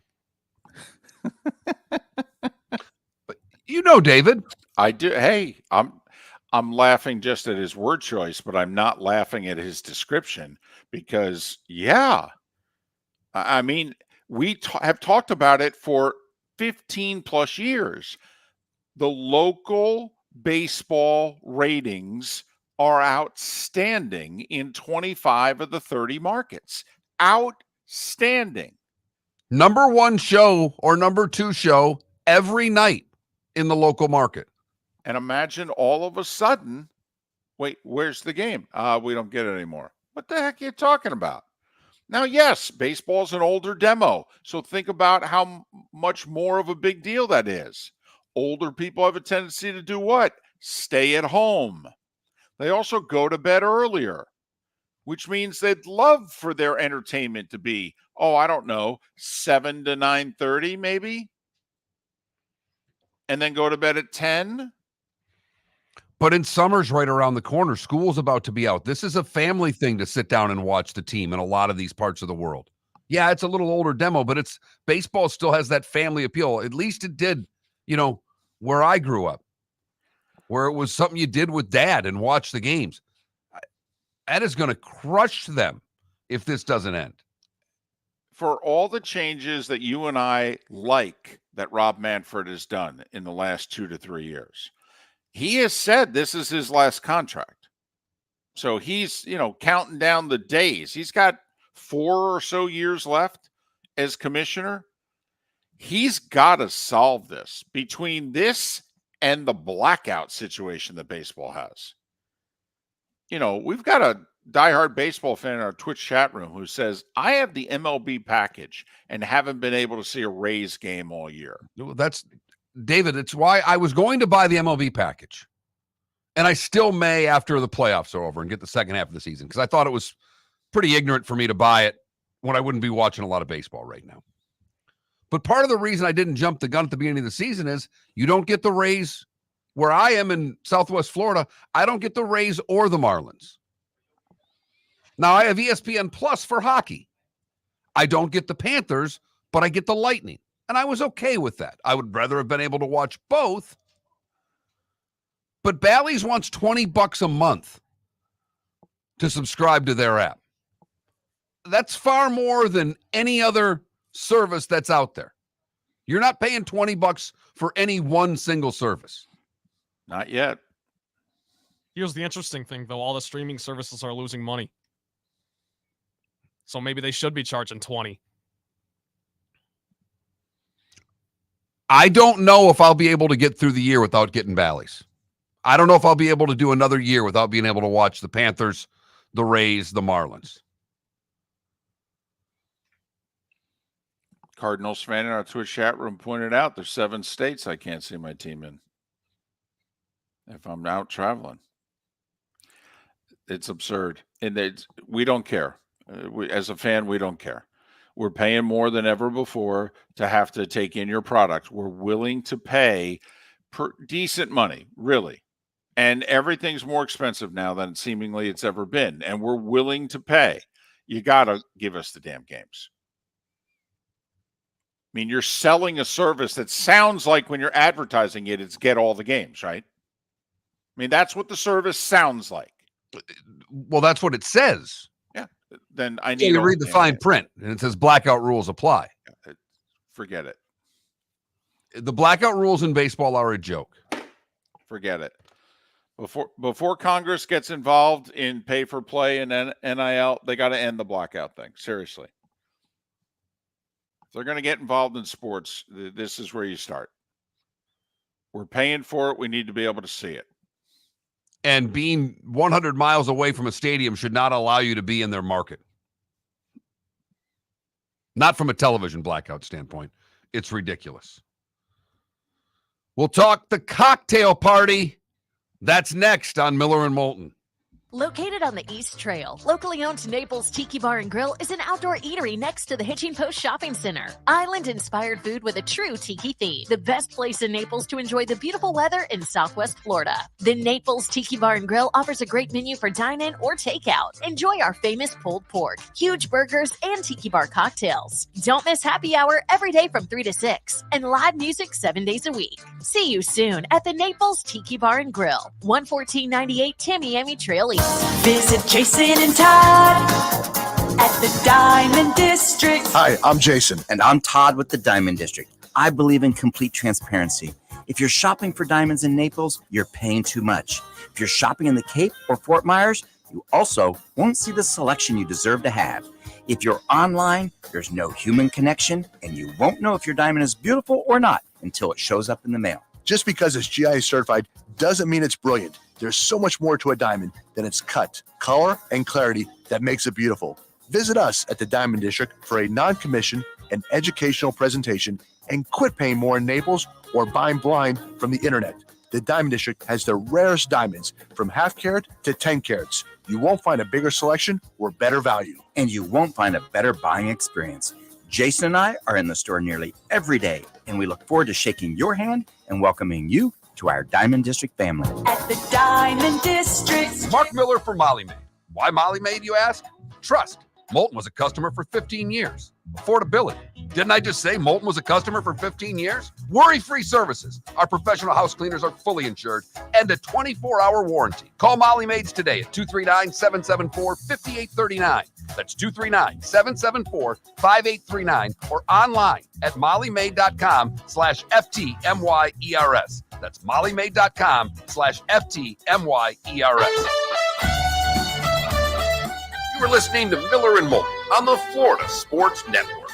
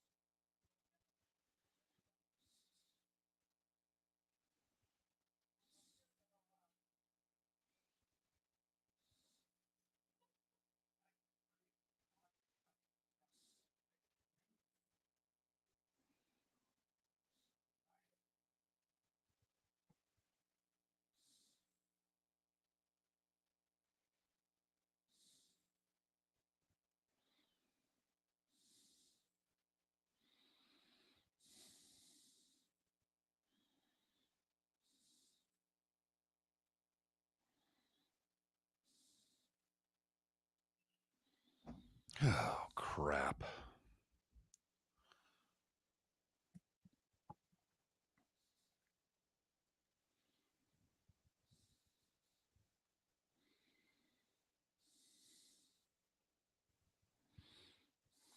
you see the news about the Mirage?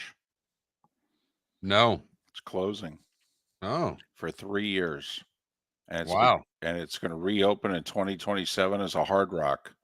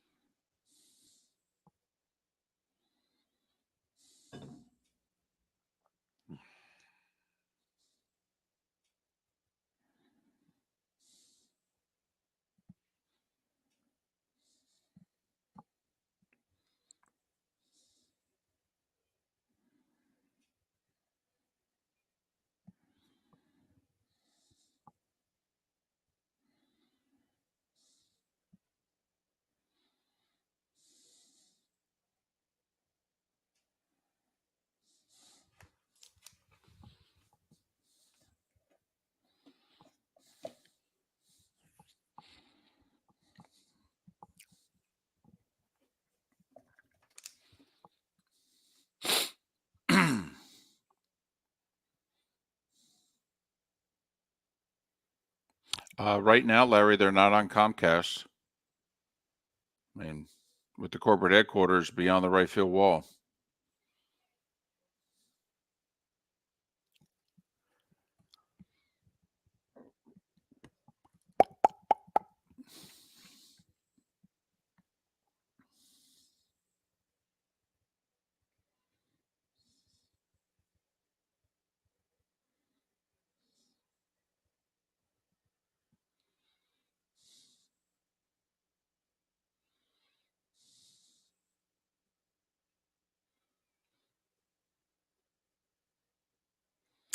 It's not a lot of money, okay, music. So,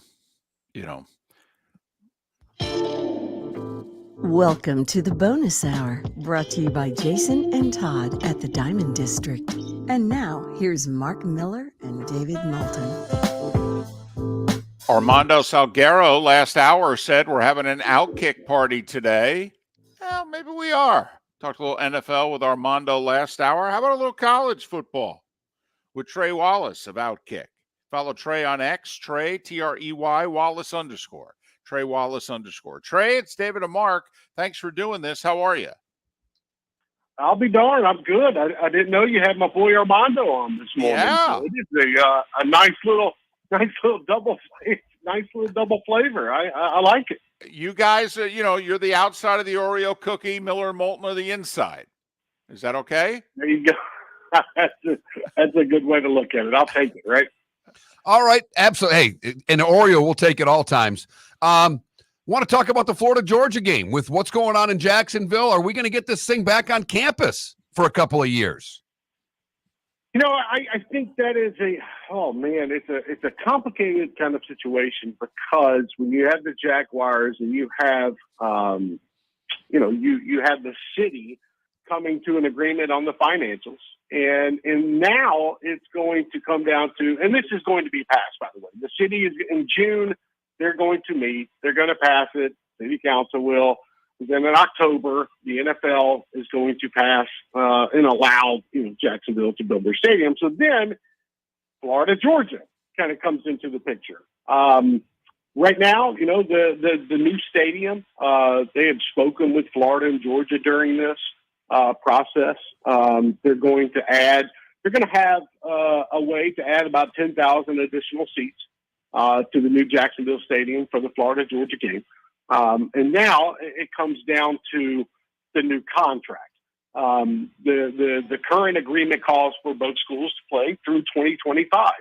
And once that is over, now you're in a situation, because you have a 2-year kind of gap.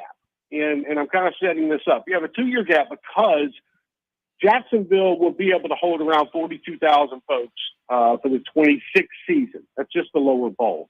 So Florida, Georgia is not going to want to play in a stadium that cannot be capacity, especially with the upper decks. The 27 season, not going to be able to play in Jacksonville. So it sets up, realistically, a nice opportunity for both schools to play technically a home-and-home series while Jacksonville figures out their stuff. And speaking with a number of different folks, it's kind of a mixed reaction. I think you have some folks on the Georgia side that would love to play a home and home. I think you have some folks on the Florida side that are kind of, 50-50 when it comes to this. But in speaking with a couple sources about this, the solution of playing home and home has been brought up numerous times during these conversations about, where they're going to go when Jacksonville is not available. And I just, personally, I think it's okay. Look, if you got to take a 2-year gap and you got to figure out where you're going to play, why not go to the home and home? And I think that's kind of what some of the folks are talking about right now at these universities. Now, make no mistake about it. You're going to have other cities like Orlando, Atlanta, potentially Tampa, that are going to be bidding to host this game for 2 years. Will that play out? I don't know. But I do think at the same time, you've got folks on both campuses that have been looking into what this would look like to play a home and home series for 2 years. And I just feel like, man, I love the cocktail party. I do. I've attended it, covered it numerous amount of times. But man, if we're talking about lining something up here in about 3 years, that would, I think, entice the fans and make this rivalry even more entertaining. Put this bad boy on campus and let's get crazy. So there's a chance that this thing happens, and it would be fun to watch. Well, the city of Jacksonville, I would think, is the most fearful here, because this is a 3-part equation. You got the Georgia part, you got the Gator part, and then you got the city of Jacksonville. And the city of Jacksonville keeps coming off their hip tray and throwing more money at both schools to keep this a neutral site game. for the people you've talked to in Jacksonville, what are they more scared of? Having it be a home and home for 2 years and having both sides look at each other and go, we should do more of this, or having it be Atlanta 1 year, Orlando 1 year, and then getting more cities into the mix? Which do you think, Jacksonville as a city is more fearful of? The second part, and that's why they are trying to potentially throw incentives at Florida and Georgia to be able to, what's the right word here, please them while the 2-year, sabbatical from Jacksonville. That's the key here, because if you take this thing on the road, and let's just say you go, Tampa, Orlando, Jacksonville, and you make that a 3-year rotation, that does nothing for the city of Jacksonville. They want this game. There's a reason why the payout is so high for each team.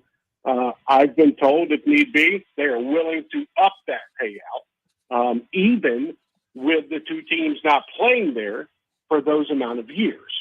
So I think you kind of hit it with the second part of this. They don't want to lose this game, and losing this game would be a situation where, okay, let's go try out these other stadiums and see what it's like, and see if the fans would enjoy it, and how would that play out if you're in Orlando or you're in Tampa, and then you come back to Jacksonville for a game. They don't want to lose it. They want this thing to be a yearly rivalry that's continued to play like it has been for so many decades in Jacksonville. But yes, you're right. While at the same time, the Jaguars are trying to figure out where they are going to play for the 2027 season, they're also trying to make sure that they don't lose that game. So that's why I think something's going to happen right when the vote is done. And I think I think the contract is going to be worked out before, at least on the city of Jacksonville side. But right when that NFL vote is done, I think that's when they're going to try to get that contract signed. They're going to try to sign some kind of 10-year agreement. Probably could be a little bit longer. I think the money is going to be the money is going to be more for each school participating in this. And then that's where, to me, it gets interesting is what is the urgency from Florida and Georgia campuses to sign this deal with the city of Jacksonville? So I honestly think we're going to find out more information before the NFL votes in October. And to be honest with you, I think we'll start seeing some contract details leaked out of what the city is going to be offering both teams. And if need be, like I go back on this, if need be, there's a little cushion money that could be offered to both sides here, to say, hey, look, we're going to pay you a little bit while you're not here, just to make sure everything's fine. So the city's trying to get this thing handled, and I think they're doing it the right way. But it's all about is this the opportunity where Georgia and Florida take this thing on the road? He covers college sports for Outkick. He's Trey Wallace. Follow him on X at Trey Wallace _. That's Trey, Trey, Wallace _. Trey, we'll do it again when we have more time. Safe travels. Look forward to talking to you down the road. Yeah, I look forward to it, guys. Thank you for having me, and y'all have a great rest of the week. Trey Wallace of Outkick. It's funny. If I were Mayor Donna Deegan for Jacksonville and the city of Jacksonville, I wouldn't be scared of Atlanta and Orlando. I would be scared of Athens and Gainesville. It's funny, he kept mentioning Tampa and Orlando, and I know he mentioned Atlanta briefly. I would think that would be if Orlando, if it's a 3, Orlando, Tampa, and Atlanta. The University of Georgia is not going to be for that. No. Jacksonville's close. There's a lot of Georgia fans in Duval County in very close proximity. You start getting to Tampa and Orlando, that's just Gator country. They're not going to play that game there. Right. And this is where, since I think both sides have to agree on where this 2-game neutral site hiatus is going to be, I got to think we're getting a home and home out of this sucker. I hope so. For both fan bases. I mean, we did it 30 years ago. They went back to Jacksonville. Everything was fine. Why can't we do it again? Located on the East Trail, locally owned Naples Tiki Bar and Grill is an outdoor eatery next to the Hitching Post Shopping Center. Island-inspired food with a true tiki theme. The best place in Naples to enjoy the beautiful weather in Southwest Florida. The Naples Tiki Bar and Grill offers a great menu for dine-in or takeout. Enjoy our famous pulled pork, huge burgers, and tiki bar cocktails. Don't miss happy hour every day from 3 to 6 and live music 7 days a week. See you soon at the Naples Tiki Bar and Grill, 11498 Tamiami Trail East. The waterways of Naples are a beauty to behold, and the Bayfront Inn has multiple ways for guests to enjoy the water and have some fun. Gather your family and friends and enjoy a leisurely day on the water with a pontoon or deck boat. If you prefer to explore the waterways without a motor, the Bayfront has canoes, standboards, and kayaks. At the end of your journey, enjoy lunch or dinner at the Bamboo Tropical Bar and Grill. The Bayfront Inn. Something for everyone. On 5th Avenue in Naples. The law firm of Michael F. Hornung specializes in criminal defense, DUI, personal injury, nursing home claims, and auto accidents. I'm a former prosecutor with over 34 years of experience.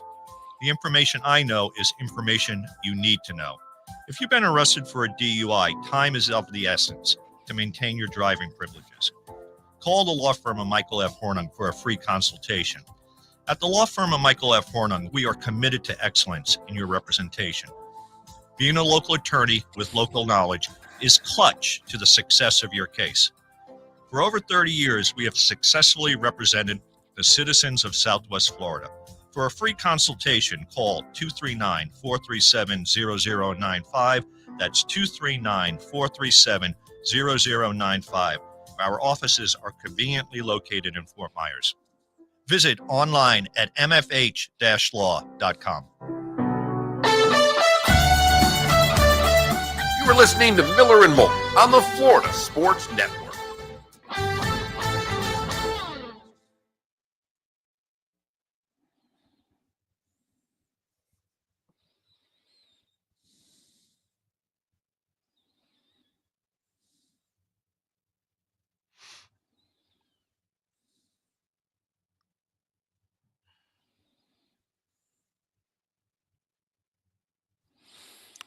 Actually, Buried in Bourbon, isn't Jacksonville Buffalo a Monday night game? Yeah, it's a Monday night game. Week 3.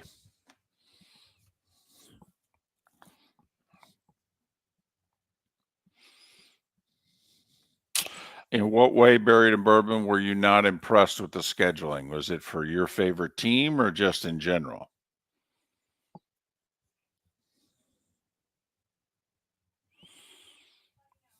Well,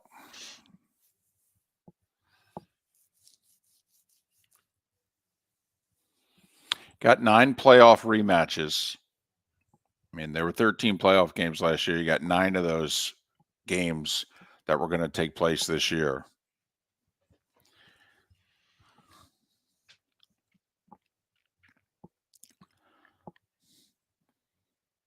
Trying to get off to a good rating start. Want every network to have a really good number their first game. Get the buzz going. Well, Tiger Birdie 13, back to even.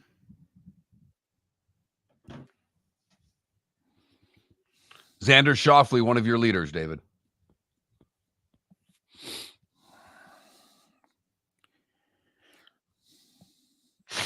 I'm telling you, when he wins, he's going to win by 4 or 5.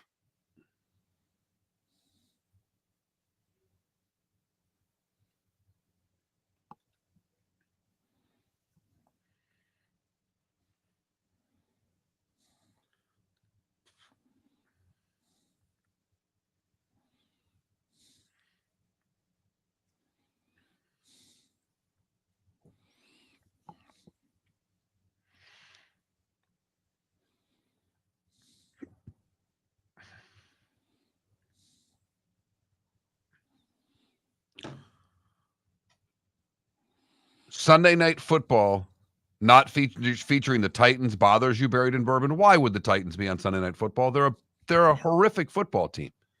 That's the most marquee slot that there is right now in football, Sunday night. 4:25 Sunday or Sunday night.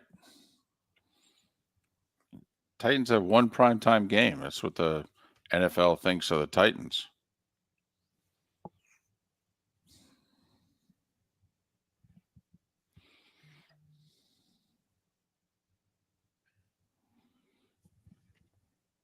Yeah, Tampa Bay got 4 primetime games. I thought RCB, Tampa Bay at Kansas City was going to be the season opener.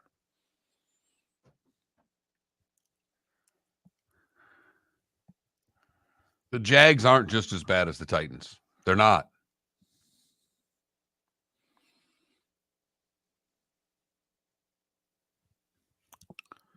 Neither are the Colts. You got to remember the Jags have had back-to-back winning seasons. The Titans have had back-to-back losing seasons. The Jags have a quarterback who's not a star, but he's a bit of a name. The Titans don't yet. That's what drives the league. And when can they start flexing Sunday night? What week? 12 and beyond, I think. That's what I thought. 12 or 13, something like that. I think it's after Thanksgiving. There's only one game that I saw in which I go, not sure we're going to get this game. And it's early December. I think we go to Denver. Oh, your flex is later than Sunday night flex, though. Oh, no. Sunday night flex is after, I think, week 9. I think the first half of the season's locked in, and then week 10, I think they can start flexing. Yeah, Monday Night Football has to wait another 3 or so weeks. Yeah, like right now, if you're asking me, I would circle December 2nd, Cleveland at Denver. That, to me, is the game I'd put a question mark next to. You know.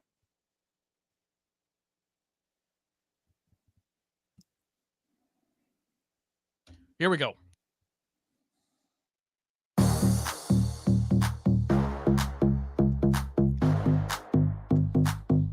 Welcome to the bonus hour, brought to you by Jason and Todd at the Diamond District. And now, here's Mark Miller and David Moulton.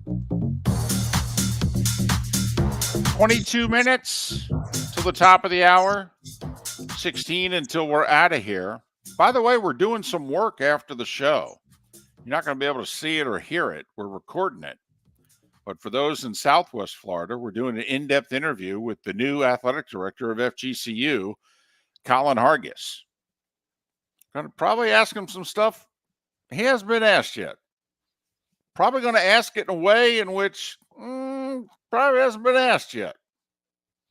So we'll see how it goes. Already can see how this interview is going to go. Just saying. Listen, when I set it up with him, I said, now listen, we're going to cover a lot of ground. This is not going to be, we'll start off throwing them in underhanded.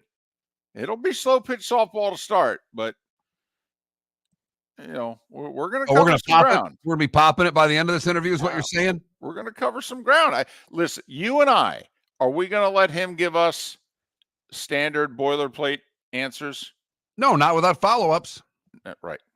So that's all. I let the folks there know. I go, just, you know, this is not going to be, you know. It could be. Could be great. Could be. No, I'm saying, I hope it's great, but I'm just saying we're going to cover some ground. We're going to talk about some stuff. David's throwing high heat. Up and inside, right from the get-go. No. It can't, it's first time. We can't dust him off right out of the chute. I mean, he doesn't know us. He'll never talk to us again. It's a good point. No. Making sure you know that. Right. But, you know, about the third time through the order, I mean, once we get to about the 6th inning, I mean, you know, okay. Now I know what pitches you're sitting on. You know, haven't shown you everything yet. So, okay, now let's go. Now Moulton's got sticky stuff on his glove, and we're ready to go for the final 3 innings. And he may be thinking, I got to suspend these guys 10 games. I don't like these guys at all. It's time for someone to take back this segment, if for no other reason than to stop David from talking about Meghan and Harry. Here's Mark Miller with Today Was the Day When. Today in 1868, the Senate fails to impeach Andrew Johnson by just 1 vote. Right? That was close. Very close. One of those. Kind of like the Republicans' majority right now in the House. Tight. Today in 1876, at the Centennial Exposition, root beer was introduced to us. I loved root beer. Why don't you like it now? You know, for some reason, and I think it was moving out of Jersey. Once I moved out of Jersey, I didn't see it. There were specific places in Jersey in which their thing was like chili dogs and root beer. Right. The old A&Ws, basically. Right. And they were called Stewart's in Jersey. Okay. And once I left Jersey, those places disappeared. My dad and I used to go to the Coney joint in Saginaw. Tuesdays, 60-cent dogs. Still come out to your car with the tray, put it on the window. Oh, totally. Fantastic. That's it. That's life. The first Academy Awards were today in 1929. The Beach Boys released Pet Sounds, their revolutionary album, today in 1966. La Habitants swept the Flyers today in 76. I was the first of four, and the Flyers were going for the three-peat. Today in 1980, the Lakers beat the Sixers in Game 6, winning that series 4-2. That was magic. Playing center, baby. 42 points. All right. What did he have? He also had 15 rebounds, 7 assists. Nobody talks about Jamal Wilkes, who I think had, 37? Playing no Kareem. That's why Magic jumped center in that game. And Kareem was league MVP that year and was dominating in the playoffs and gets hurt late in Game 5. The Lakers were so sure they were going to lose, they didn't bring any champagne with them. They thought they were going back to LA for a Game 7. Today in 82, the Islanders won their third straight, sweeping Vancouver. And those uniforms that you love so much. Oh, they're horrible. Today in 83, the Motown 25 was on TV that night, and this guy named Michael Jackson moonwalked, and everybody freaked out. Lost their mind. Today in 84, Prince released When Doves Cry. It would be the record of the year. Today in 1985, Rookie of the Year was awarded to one Michael Jordan. And two things happened in 86. One significant, one only significant to me and David. Bobby Ewing came back from the dead today in 86. It was all just a dream. And Top Gun was released today in 86. I liked the sequel, by the way. I thought it was good. It was a little long. It was really good, really good, really good. And then, last 15 minutes, it was kind of like, okay, they kind of, but I thought it was good. It hit all the things, it brought a lot of stuff from the first movie into the second. I thought it worked. I thought it was an excellent movie. At the end, it was got a little shaky. I'll have to take your word for it. You didn't see it? No. I think they're going to do a third.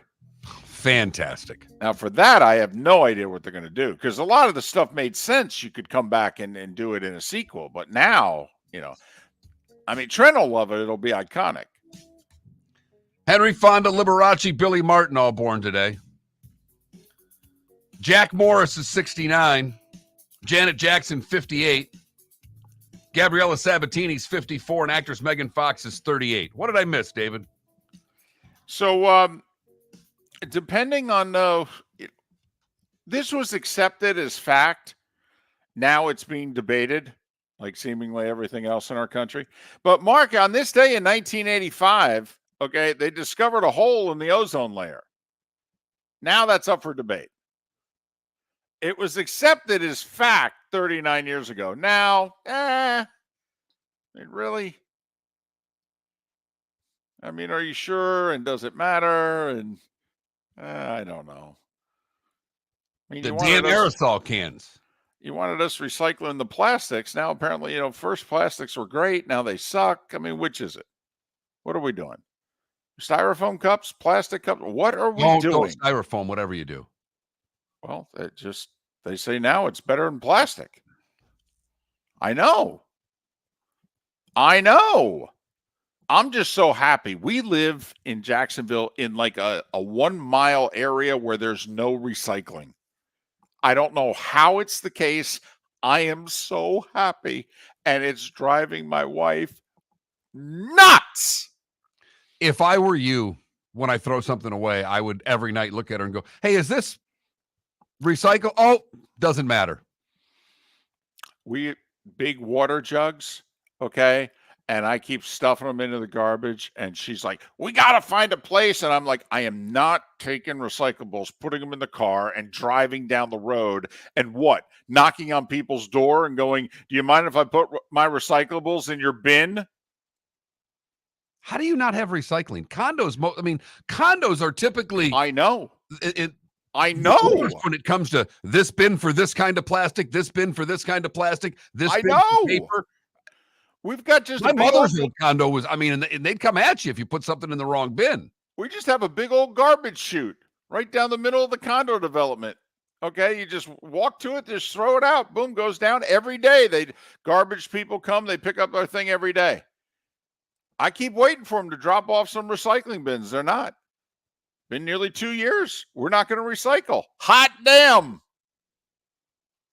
You've heard folks elsewhere mock Florida is gonna Florida. Well, Mark Miller sees it differently. He calls it the good, the bad, and the ugly. What you got, Mark? For the good today, we go to Puxatawney, Pennsylvania, where Phil's offsprings now have names. Seriously? Phil and his partner Phyllis gave birth to 2 groundhogs named Sunny and Shadow, David. Sunny is a female, Shadow is a male. I knew you would want to hear this story. When I looked for a good today, there was nothing more good than Puxatawney Phil having a couple of offspring, Sunny and Shadow. See what they did there? No word on whether they're the heir apparent or not. To Phil and Phyllis. Correct. Sunny and Shadow. Yes.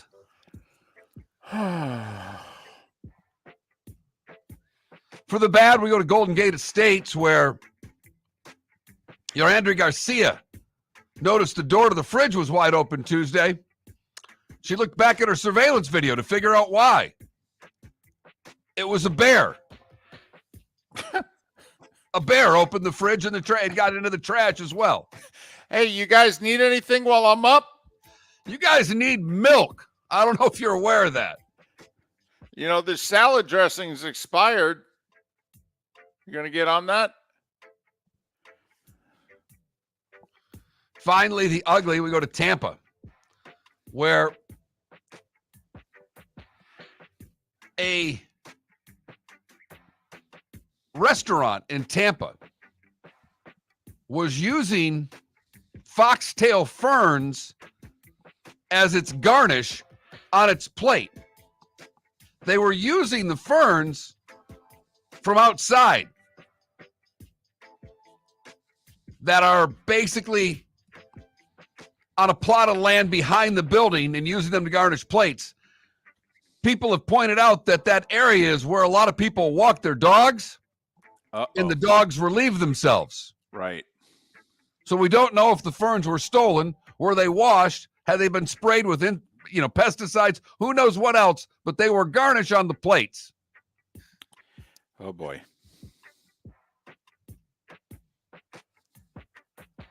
That is the good, the bad, and the ugly on today, May the 16th, 2024. 6 baseball games today. That's it. 6. And only one of them's in the afternoon.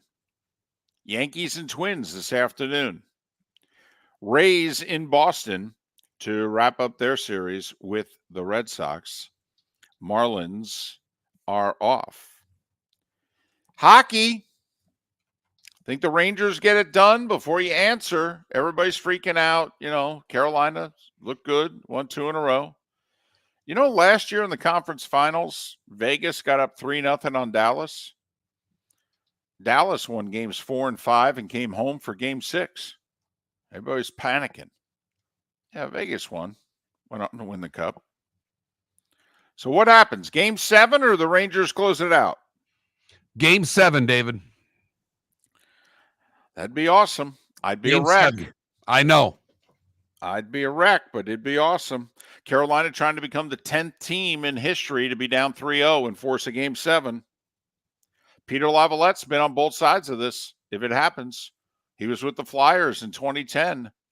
They were down 3-0 to the Bruins in the second round, forced a Game 7. Then they were down 3-0 in Game 7 and won it.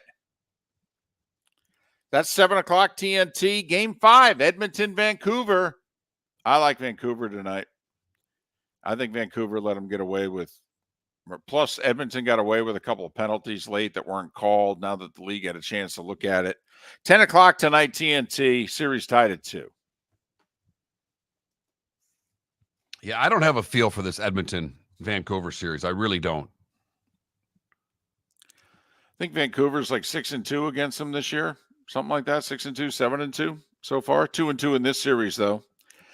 Game 6 in Minnesota. T-Wolves have lost 3 in a row. Do they force a Game 7? They're a 2.5-point favorite. Trent, you're our association guy. You laying the points? Tell me the line one more time. 2.5. 2.5? Yeah, lay them. Okay. And don't just sprinkle. Put a real unit on it. Ooh, look at you. Wow. Expected in Game 7. Edwards got to figure out what they do. They've been doubling him, and he's not been able to score at the level he was, so they got to figure out a way to get him the ball in positions where he can be a little more effective scoring the basketball. I think the series was always going 7. They also have to take Gobert off of Jokic. He can't defend him from behind. Defensive player of the year, it doesn't matter. Okay, they were effective in the first 2 games with others guarding him from behind. Gobert roaming defensively. With Gobert on Jokic, the others can drive to the basket. That's how Gordon's gotten off in this series. I expect the T-Wolves to make a change tonight. Put Towns, who has to stay out of foul trouble, but put a bunch of guys not named Gobert on Jokic. Maybe in clutch time. Maybe they'll switch him back over. I didn't remember they won one of the 2 games without Gobert even in the lineup. Right. So T-Wolves favored by 2.5, even though Denver's won 3 in a row. 8:30 on the 4-letter network. PGA's going on today, ESPN Plus, and then, it's available on TV as well. Miller and Moulton. We'll talk again tomorrow on a Friday. Hello, friends and family of Southwest Florida. Are you looking to tap into the electric vehicle market? Well, look no further, because we here at Southwest Florida Golf Carts have just what you need. E-bikes, golf carts, LSVs, scooters, and more. Come down and talk with one of our experienced sales reps, have a soda and a smile, and you could be cruising the streets in your new EV today. Stop by the store or visit our website at flgolfcarts.com and enter for a chance to win $100 off your next purchase by answering John's monthly sports question. Visit Jason and Todd at the Diamond District. If you're in love and thinking about a diamond, you'll want to hear from my friends Jason and Todd at the Diamond District. When purchasing a diamond, you deserve a relaxed, stress-free, and educational experience.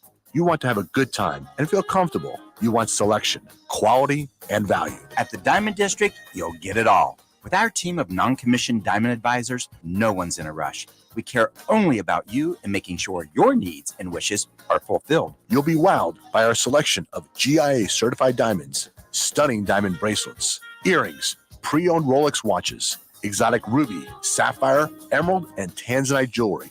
There's something for everyone at the Diamond District, and all at the lowest prices anywhere. Jason and I love what we do and are in the store nearly every day. We look forward to shaking your hand and welcoming you to our Diamond District family. Visit Jason and Todd at the Diamond District. The law firm of Michael F. Hornung specializes in criminal defense, DUI, personal injury, nursing home claims, and auto accidents. I'm a former prosecutor with over 34 years of experience. The information I know is information you need to know. If you've been arrested for a DUI, time is of the essence to maintain your driving privileges. Call the law firm of Michael F. Hornung for a free consultation. At the law firm of Michael F. Hornung, we are committed to excellence in your representation. Being a local attorney with local knowledge is clutch to the success of your case. For over 30 years, we have successfully represented the citizens of Southwest Florida. For a free consultation, call 239-437-0095. That's 239-437-0095. Our offices are conveniently located in Fort Myers. Visit online at mfh-law.com. Mark Miller for Molly Maid. Why Molly Maid, you ask? Trust. Moulton was a customer for 15 years. Affordability.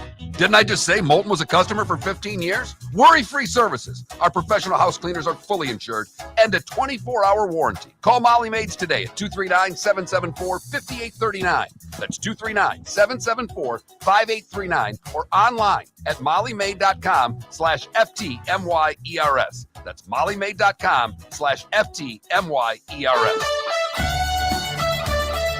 You're listening to Miller and Moulton on the Florida Sports Network.